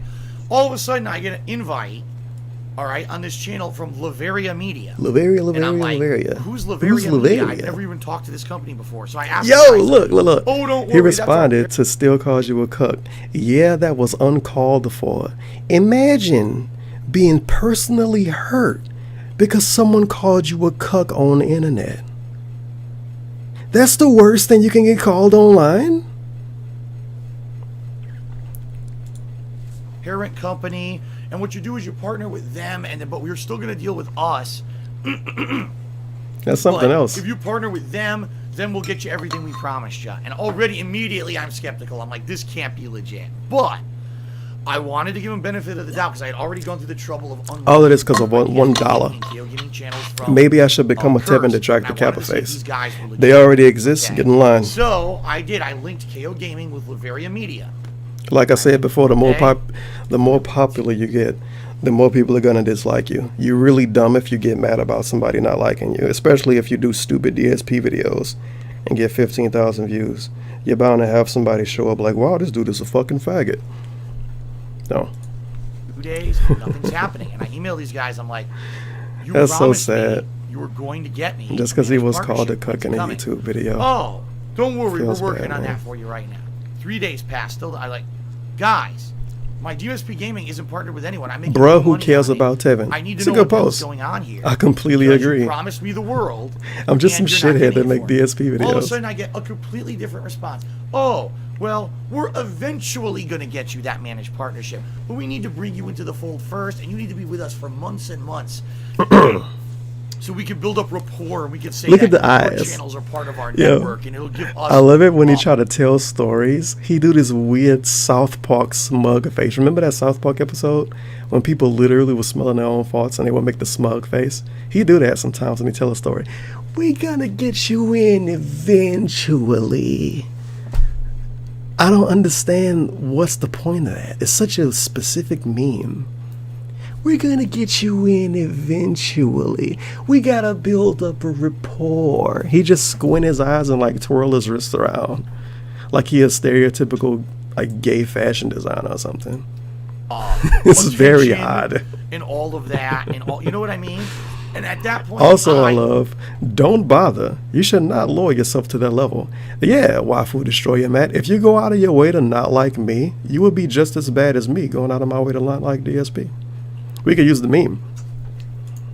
Knew it was bullshit. That's the meme. And Don't do a thing because you're going to be and as I went bad back as to the person guy doing thing. immediately, And I said, you lied. I'm They done went with out you. of their As of way right now, to I'm not severing like contact me. from KO Gaming from I your swear. company, because I don't know if you guys are aware of this. When you partner now with a company on YouTube, you have the ability to sever the contract with He any told us marketing this already. company. This is all And old within info. 30 days, That's why I'm talking they're over done. so Even much. no matter, regardless of anything you've signed or anything, once you delink your channel, the whole thing. It take 30 days. Okay. Max, So, by the way. The reason they did this is because a company is like this, that we're lying and cheating and rigging people into these partnerships and then never releasing the channels. Take a sip. Look at Muxie. No donations. So I told All right. the company, Look at the fucking screw wall. you, I'm done with you. I don't know who Laveria is. I never agreed to be with them. By the way, I never signed a contract to ever work with any company called Laveria Media. So legally, This is half true. If you watch the original video when he talked about it, he said he signed a contract. Then in the same video, he followed up to say he signed a contract, but the contract wasn't legally binding because the contract didn't have his YouTube link in it. Then he followed up to say, well, I didn't sign with Laveria, so it's not legally binding. But he still signed a contract. And if the SOK wouldn't have went out of their way to be fucking assholes about it and try to blow the whole situation up, he could have got scammed out of a lot of money. They could have legit took that shit for a couple of months and not paid him and said fuck you, and they would have got away scot fucking free. Because he's too poor to sue anybody, or at least he act like he is. So they would have got free money. The SOK, in my opinion, they helped him. But this is where it gets great. More revisionist history is coming up. Now I want you to remember, he said he didn't sign a contract with Laveria. He didn't know who Laveria is. He wanted to cut the contract off. He told us in this video, he wanted to cut the contract off. Not even 10 minutes later from now in this part, he proceeds to say the trolls are the reason why he couldn't sign a contract, if I remember right. I hope I'm Laveria wrong. had no legal right to even have a partnership be, on any of 'cause my I channels. don't know. I had signed paperwork with a different company completely. Okay. I think that's what he said, And though. by the way, I should mention this: their contracts were a joke. Look at the eye squint. You could tell the contract they had copy and pasted from another company's contract because there were errors in grammar. You're not gonna have a and grammar certain mistake things if you missing copy and from paste the contract. that were critical parts of information that I had to have them add in and shit. It was a joke. Basically, they were fake. It was All right? It was fake. a fake bullshit thing, and luckily, I was smart enough to say, let's just try it with KO Gaming first, because I don't really care about that. I don't really care about that channel. He didn't care about KO Gaming then. That's obviously bullshit. He cared about KO Gaming back then. Let me possibly waste money here and get scammed, but this channel isn't as big as my biggest channel. He a businessman? Channel right now, and I did not go forward with DSP Gaming on purpose to see if they were legit or not. Okay, lad. so basically, I severed the contact with this company, and I never talked to them again, and that was it. Now, apparently, my detractors I like at the quoted time decided detractors. to do entire podcasts where they brought in employees of Laveria Media, Former and employees. the CEO of Laveria Media, and they said, oh, I never talked to any of those people ever. I never had any contact with any of them, and I never talked to anyone who ever worked at Laveria Media. So literally those entire podcasts and things that those idiots did were 100% illegitimate and a waste of time. They're illegitimate because the people that was on it didn't talk to him. Okay, I tried to sign with Koch Entertainment. They sent me a contract. I didn't accept the contract. Somebody made a video talking to another dude. They talked to the janitor for Koch. But that's illegitimate. The janitor knew info, inside info, but it's illegitimate because I didn't talk to the janitor. They did, but I didn't. That's his logic. What the fuck? So if you watched it, you wasted your time. Shame on you. Because you believed Shame on you. Oh my God. Look how bad he is. I never worked with Laveria Media. The only thing I ever did, KO Gaming was temporarily for like 2 days linked to them, and then I never worked with them, but my channel was linked to them for 2 days. What? Okay. Myself, because I had no contract and no contact with any company called Laveria Media. Nice throw, Clear. Okay. Well, you got a shout out to give. I saw it. You see it?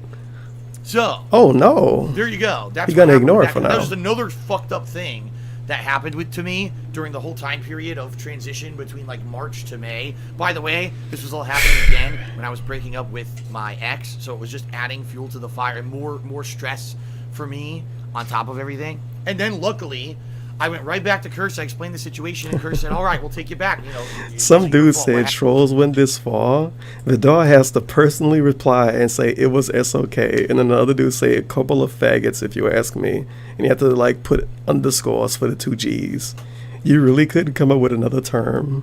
You could say like niggas without NERS, and that don't even get timed. You could say all kind of dumb shit in DSP chat. By the way, let's go on a field trip. Let's go on a field trip to Dave chat rules, because his chat rules are the biggest fucking meme, and they old too. He didn't redo his rules since he came back to Twitch. No spamming, no caps abuse, no advertisement, no trolling, no excessive memes, no links, no spoilers, no impersonation of other chatters, and no discussion of haters and or hater vids. Literally, your main fucking mod, Vidar, talks about haters in your fucking chat. And a rule is to not talk about haters. He doesn't have no racism as a rule. He doesn't have no sexism as a rule. Imagine that. Imagine having 9 rules, literal paragraphs of rules, and you don't even have that it's not okay to be racist or sexist in your chat. Sexist is whatever, because it's a dude. You know, being sexist towards a dude, whatever, that's fucking kind of a meme in my opinion. I don't care how you feel about that. I'm not about to go into discussion on that. But you could be racist. It's cool. I've seen this chat be racist plenty of fucking times. I'm surprised people didn't say racist shit when he talked about me, because I've seen it happen before. Well, Tevin's just a dumb nigger. Oh man, my feelings are so hurt, bro. My feelings are so hurt, bro. It was one time. I don't have proof of this, so don't take my word for it. I think somebody was like, it was some really specific like 1940s racism somebody said about me, but it was basically saying something you would say towards a dark person. I'm obviously not very dark, so trying to shit on me for being like black, it don't work that much. Cause to be honest, I kind of would have been a house nigga, probably. I mean, I'm not like super light skinned, but I ain't that dark either.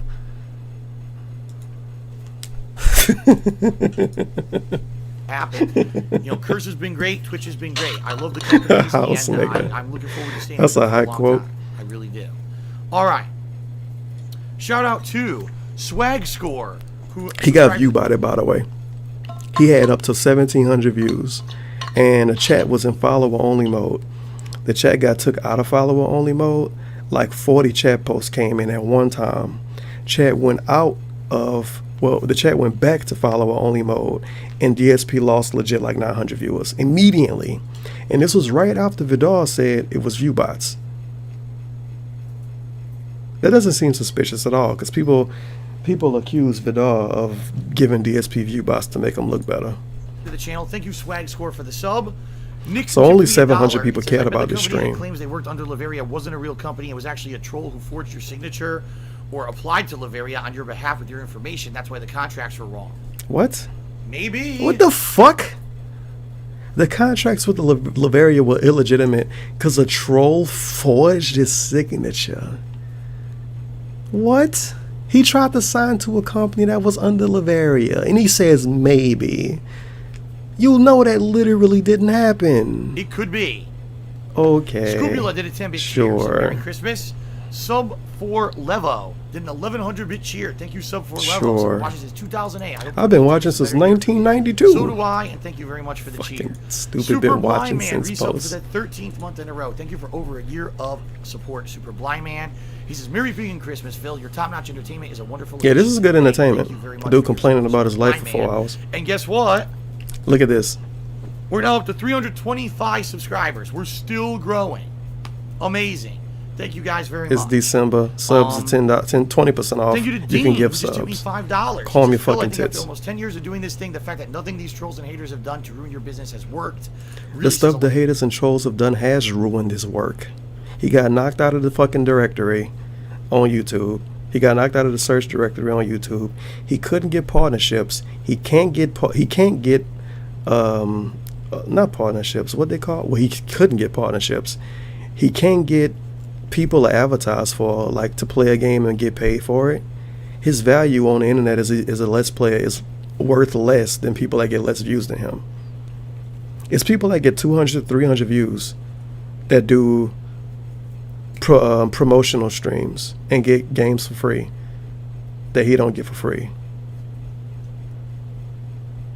How did the trolls not affect him? He lost his girlfriend / fiance of 5 years. He said because of trolling. How did the trolls not affect him? Do these people not fucking read what they're typing? Oh, it's good the trolls didn't get to you, Phil. What? Okay. A lot about your determination. You're an inspiration to all of us. Merry Inspiration. Christmas. Merry Christmas to you, Dean, and thank you for the tip and the sentiment. All right. I always Let me get a pray to lozenge. people on Now we're going to Christmas continue on with the story because now we're talking about summer.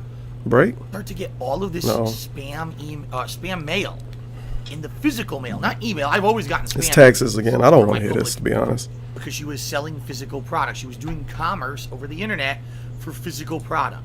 College for several years. Long story short, he didn't register as a business because he didn't sell physical products, even though he was making like $100 grand a year. Panda Lee was registered as a business because she sold the products, even though she was making like $100 a month. He wasn't registered as a business. He got a bunch of shit in the mail saying register to DarkSydePhil's or whatever. He didn't cancel it. A tax dude came to him like, you owe us some fucking money. So now he owe a tax bill. He blamed owing tax money on trolls. That's the long story of it. He blamed him owing tax money on trolls. He's saying that trolls fucking got him knocked by the government, the state government. Because they said, hey, this dude makes a lot of money on the internet. You should charge him taxes. And even if that's the thing, he liked to blame it on trolls, which is, it's halfway whatever and halfway bullshit.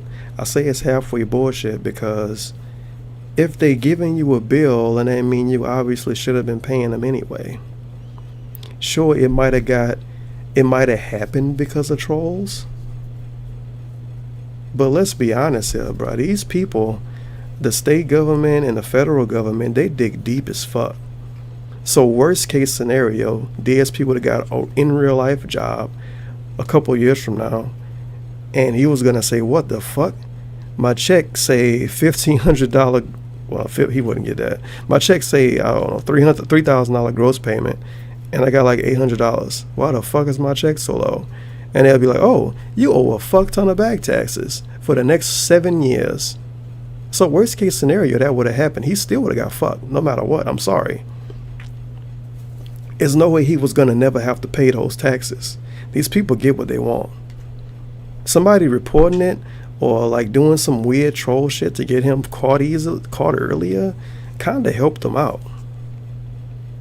Because I already know what was going to happen. He was going to get an in real life job a couple of years from now, and he was going to get completely fucking bodied by the state government. He was going to get bodied. Did you know Phil got a $1,000 tip from Santa earlier? That's Derek trying to fucking tell golden coats for some reason. That's the chat conversation. A dude show up that's a regular. Hey, did you see him get $1,000 earlier? Yeah, and he just got a $100 tip. Apparently somebody just gave him $100 too. and was one of the highest accredited guys in the state of Connecticut. This is not some Joe Schmo asshole who I just got. And by the way, I paid this guy thousands of dollars to do my taxes. All right? I think the most he ever charged me was like over $1,500 one year to do my taxes properly. So that being said, this was supposed to be like one of the best guys in Connecticut to do taxes. He tried to shit on this dude that did his taxes, by the way, but he did his federal taxes. The dude literally never did his state taxes.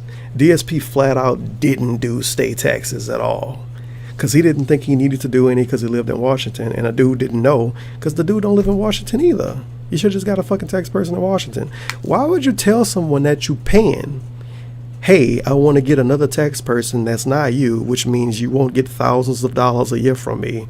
Why would you tell them that? Just tell them I don't fucking need you anymore. If they ask why, say I don't, and don't fucking pay them anymore. But the dude was like, no, I could still do it, and he continued to pay him. That's him being fucking dumb. If I'm moving out of town and I go to a barber and I'm moving out of town, I'm not going to come to the barber and say, well, I don't need you to cut my hair anymore because I'm moving out of town. And then he'd be like, well, you can still drive out here and I'll cut your hair for half off. I'm going to be like, no, I don't want to fucking drive out here. I'm going to find a new barber. That's what he should have did. But because he a fucking pussy, he took his word and continued to pay him anyway. And he literally didn't even try to do state taxes. He only did federal taxes. And now he owed a bunch of money to the state. Because for some reason he thought because he lived in Washington, he could make infinite amount of money and never have to pay anything. Businessman, DarkSydePhil. Intelligent human, Dave. So when I'm paying that much and he has that much credit and that much accreditation... Accreditation? Accreditation? No way that's a real word. It's accreditation, the process of validation in which colleges, universities, and other institutions of higher level learnings are evaluated. Yeah, accreditation isn't the word. Even if you said accreditation, why are you trying so hard? Accreditation. Don't worry, I'll take care of you. I trust him. Boy, am I fucking... So he trusted him because he paid him a lot and because he said, don't worry about it. Smart. Stupid, you are right? stupid. Boy, am I stupid. You are really for fucking trusting stupid. Someone that's supposed to be held in high regard and high respect. No fucking tax story. But that being said, to go to court and sue this guy for whatever the fees and interest is not worth it. It's going to cost me more. I don't want to sue him because it's not worth it. Instead, I would rather sit and ask strangers to give me infinite money, because he doesn't even have a number he wants. I would rather ask strangers to give me infinite money so I can pay these bills instead of trying to sue this dude to pay the bills. Fantastic. To actually file what? If you're making money, you're going to pay taxes somehow. All right? And my current Still new on tax it. attorney now says he thinks they knew how messed up my life had been. They knew that I'd broken up my 5-year relationship. That's not good enough. Phil's life isn't ruined yet. He's not dead. So we got to keep going. Let's just keep fucking going. Let's try to get him on You're supposed to not troll somebody because they broke up with their girlfriend. Okay. Because trolls care about that, right? possible thing we can. He was going to pay it anyway. Okay. Before he died, they was going to get that money out of him. They was going to figure it out and find it. He wasn't going to get away with that. He is dumb if you think otherwise. Your contributions are literally saving my ass. However... Begging for money again. I know. There's always another however. There's always another twist, right? What I'm nervous about now... I'm nervous. ...is that the taxes that I've been paying all this year for federal taxes were based off of last year's estimated income, what I made last year. I can already tell you guys, you guys have been so generous this year that I know I made more money in 2017 than I did in 2016. Guess what that means? I'm gonna owe... I made more money in 2017 than I did in 2016. That is a great piece of information for DSP to say in a video that fucking faggots like me watch. Because his fans don't care. Everything he says fly over their fucking heads. It's the people like me and the people that make the weird little montages of his garbage. Those are the people that are gonna, like, blow it up. and have other people questioning his shit, and then they're gonna come to his chat saying, if you made more money this year than last year, how come you can't pay for your house? Because if it's even like if it's even 8 or 9 grand he gotta pay, he ought to be able to get that in a couple of months. The dude got $1,000 donation a day. He get like fucking 8 grand a month from his fans directly. And he sit up here and cry like he don't have anything. What the fuck? Why are you giving this information? This information is not helpful to his fans. He can come on stream and say, I need money, please. And they're going to give him money. He give all of these extra details, and the only people that can take advantage of them are people that make the slander videos, like he say. And then you have situations like this. 3-hour-long video we on, by the way. More taxes than what I've paid coming up in April. Because I've only paid based off of as if I were going to make the same amount of money, and I know I made he know he made more money. So now I got another big tax payment. So the tax payment is going to be higher. Oh, by the way, there's this whole new tax plan that Republicans just passed in the United States, and no one's sure how I like how he has to specifically say Republicans passed the tax plan. DSP is a Democrat when Republicans fuck him over. He a Republican when Democrats fuck him over, and he a fucking he a member of the fucking alt-right other times. He is all over the place. He's so wishy-washy. He doesn't want to pick a position because he know he's gonna get shit on for it. So he's everywhere. He call people, he accuse people of wanting safe spaces and shit. The dude is ridiculous. Work yet? I may end up fucking owing less taxes for 2018. I may end up owing more. And I don't know until the actual tax information law gets given out to tax attorneys so that they can do all this work. So, again, it seems to me... Look at that Muxie. Damned if you do. Look at that Muxie. Damned if you don't, right? So, I need to raise money in order to save my ass from these state taxes out of nowhere that came up out of nowhere. So people come out, we're supportive of Phil, let's cheer, let's tip. They do it, great. Now I'll get past the state taxes, but now federal taxes. Oh, now you owe more because you made more money. Now where does this money magically fucking come from? You know what I mean? Where does the money magically come from? It comes from the people that give you more money. And I love this fucking cunt. This is why Europe is better than America. Yeah, because everything is perfect in the place you live. They put the lull at the end though, so it's perfectly fine to say stuff that's completely fucking stupid and moronic, obviously. There was something else I feel like I wanted to say. Make more, pay more. Yeah, pretty much. Always something. Look at that Muxie. Look at that Muxie. There we go. There's always something around the bend.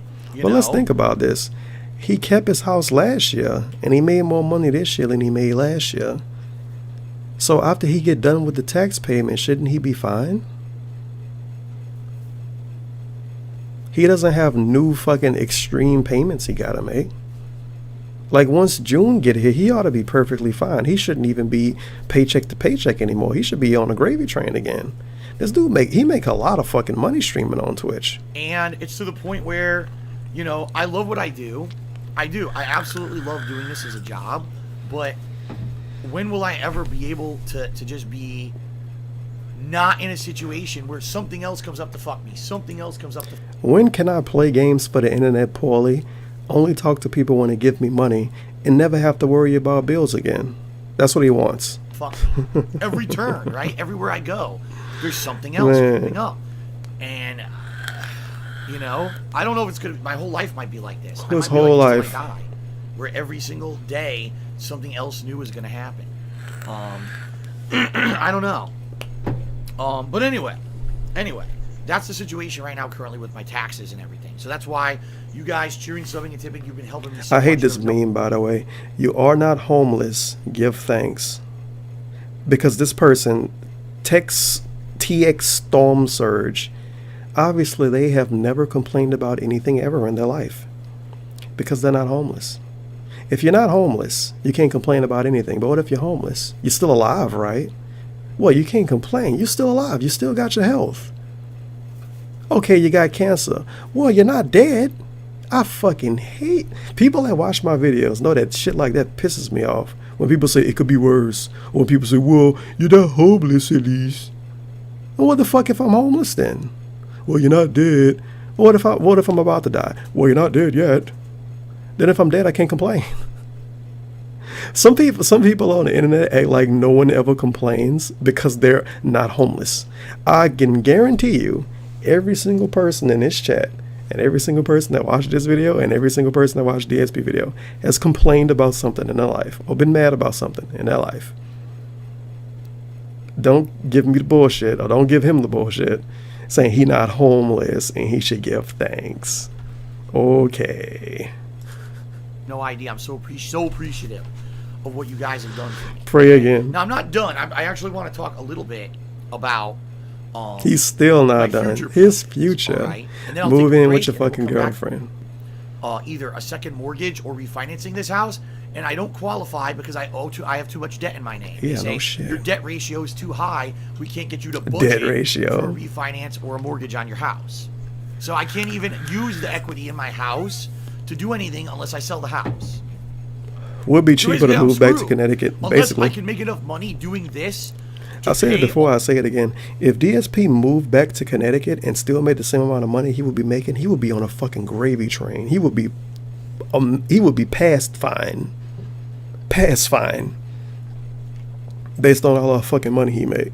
Because if he was to, quote, sell his house, the one he live in now, he would be able to use that money to pay off debt.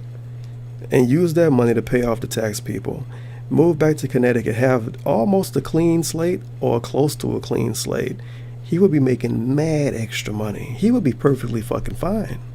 But he don't want to do that. Because he hates Connecticut. He doesn't want to live houses down from his parents. He at least live within 20 minutes of his parents. He don't want to live close to his parents. He don't want to live close to his old friends and maybe get back cool with them. Nah, fuck that. I gotta live in Washington State and not even know my next door neighbor's name. Because I'm in a nice 3-bedroom house that I'm in by myself. And I want to move my girlfriend in that lives thousands of miles away and ruin her life like I did Panda Lee. That's what he wants to do. That's his end goal. All my taxes. What a nice guy. Somehow, he's smart. Coming up in 2018, I'm probably going to lose my house. I don't know what else to do. But you guys have been so tremendously positive. Positive with a dollar sign. Maybe, with what I'm doing right now, in January, it's looking like I'm probably going to be able to have some really fun events and things that people are going to be checking his phone and everything. Yep, checking his phone. Still checking his phone. And what I'm hoping is that between refreshing Gmail, all the stuff going on, that still checking his phone. You done yet? You gonna finish soon? Have to sell my house. Wait a second. Still checking it. Now we done. Here and do everything. I should check my phone for fucking 50 seconds at a time. Because that's what I said. I have 2 New Year's That's really good for a YouTube 2018. video. The first one is to find a way through this tax situation I'm fighting. Resolutions: pay my bills, move my girlfriend in so she can cook and help pay my bills. Myself in and keep my house. Quality. That's number 1. All right. Number 2 is it gonna stop to loading? have my girlfriend move in with me. Sooner the better. In 2018. The chat work. Because right Stream now, don't. number 1, like I said, it's the best relationship I've ever been in my life. Okay. This is weird. I feel like she's my soul. There we go. I do. I truly do. And I am in love with her. Absolutely. She's in love with me. And if stop begging in 2018. Number 1, she has a job that she, can probably find a job out here similar or whatever and make income to help immediately. Imagine that. You want to move a girl thousands of miles away to your house so she can help pay your bills? And this is multiple times he said this. This dude is terrible. Cooking and everything, helping with the responsibilities of the house so I can get... He want to move his girlfriend in. He didn't say moral support. He didn't say so I could be happy again. He said up front, she can help pay bills, she can cook, so he can get back on his sleep schedule. And in his schedule of wake up, stream, eat, stream, sleep, and ignore like you did Panda Lee. Back to how I was, so I'm not constantly overworked and stressed out. Back to how he was. The way he was wake up, ignore Panda, stream, Panda get off from work, eat, stream, go to sleep, Panda already sleep. He wants to do that with a new person. This dude is amazing. Or whatever and everything like that. Holy shit. And number 3, quite honestly, I want to be with her. It's killing me. And then finally, I want to be with her. Talking with her, and it's Christmas. Yeah, he wants somebody to cook for him. Christmas together, but not together. It's awful. That's because we need each phenomenal. other. We need that support, and we're not there for each other physically right now, and it sucks. So, the sooner she can move in with me, the better. The sooner I don't the know. better. I mean, literally, You gotta I hurry can't up and even trap her and ruin her think life. about it until I get past late January with the tax situation. Once that situation's taken Yeah, care there's of, no then at least I shame can in this game. entertain it. All right, but right now I'm between a rock and a hard place. Where unless I can get past the taxes in January, I can't even begin to plan out the rest of my life, which is what sucks. I feel like I'm in suspension. I'm in suspended animation because of the actions of a tax attorney who fucked me over, Of course. and I have no restitution against. Of course. And trolls who fucked me over, and I have no restitution. Of course. Isn't that nice? Yep. It's terrible. You know. So, thank you guys for listening. That was my 2017. Holy shit! What a year. Or would ever do anything positive in regards He to complaining me. about Always a Kingdom fucking Star. episode. Good. All right, about a 15-minute break. Then the Christmas segment. Thanks everyone. Yeah, I'm not gonna play the Christmas segment. The Christmas segment is an hour long. It's really him talking about the same stuff he's been talking about for the last few years. It's him talking about his childhood. And then it's him reading questions from the chat, but the questions from the chat not even good. It's one he get, and he ended up going on a tangent about the SOK. But I don't fucking give a fuck about that. I wasn't in the SOK. And it's really him talking about the SOK and then saying the SOK wasn't worth talking about, which is him talking about the SOK. So, yep. I'm sure it's probably 5 or 6 YouTube videos on his channel with him talking about his history with Christmas. So that's kind of worthless for me to listen to. Sorry, I'm not about to do it, Baba. But Lil Wayne Dedication 6 is out right now, so go listen to that. The new Gucci Mane, El Gato, the Human Glacier, that's out right now. Go listen to that. If you like Chopped and Screwed music, it's a link under my video with my Chopped and Screwed channel. Go listen to that if you like really niche fucking weird sounding content. Or go watch DSP complain about his taxes and give him $5 to get him to say something. Or, I don't know, kill yourself. I'm sure we all think about it. We all fucking mentally ill detractors. We want to kill ourselves every day, obviously. I don't know how to finish YouTube videos. I don't have a hashtag, but a hashtag was on the screen the whole time. Hashtag save the house. Yo, I literally didn't know it was in the middle of the screen the whole time. Whoops, it don't matter. Hashtag save the house. Hashtag pay the escort. Shout outs. Oh man, what a ride this video was. I thought this was gonna be legit. I thought this was gonna end up being like 5 hours long or some shit, but I kind of skipped over some stuff to make it shorter. I was concerned this would be the longest video I uploaded this year, which is still a possibility. It's kind of sad I'm more popular than Tevin Campbell. I'm not about to look up my videos. This probably might be the longest one in at least the last few months. Yeah, it's the longest video since the SOK drama. And before that, I think this is actually the longest DSP video I did this year. I think it actually is. Holy shit. But that's the way to finish, I guess. Yeah, this is the longest DSP video this year, unless you count the Christmas video I did last year, which the source material was basically 6 hours long. So yeah, longest DSP video this year. There you go, congratulations. Have fun listening to 20 minutes of it and saying you like the video. Nah, people listen to more of it than that. What else can I give a free shout out to? I don't know. It's like 4 people listening to this part of the video. Man, I'm on the spot right now. I don't know what to do. I don't know what to do. I'm in shock right now. Oh yeah, follow me on Twitch too if you like gaming videos when I just talk about random shit. I really just talk about what people talk about in the chat, to be honest. Even though people like person I won't name because I cannot give direct specific attention to fucking DSP fans anymore because they have blood feuds with me after that. So yeah, if you want to watch interactive streams, follow me on Twitch, almighty underscore Tevin. I fucking tweet about it. I tweet about it. I'm post YouTube about it every fucking day. I'm kinda tired. Let me get out of this. There we go. Because I don't want somebody trying to look shit up. I'm kind of tired. I'm gonna probably stay up anyway. It's 3 o'clock in the morning.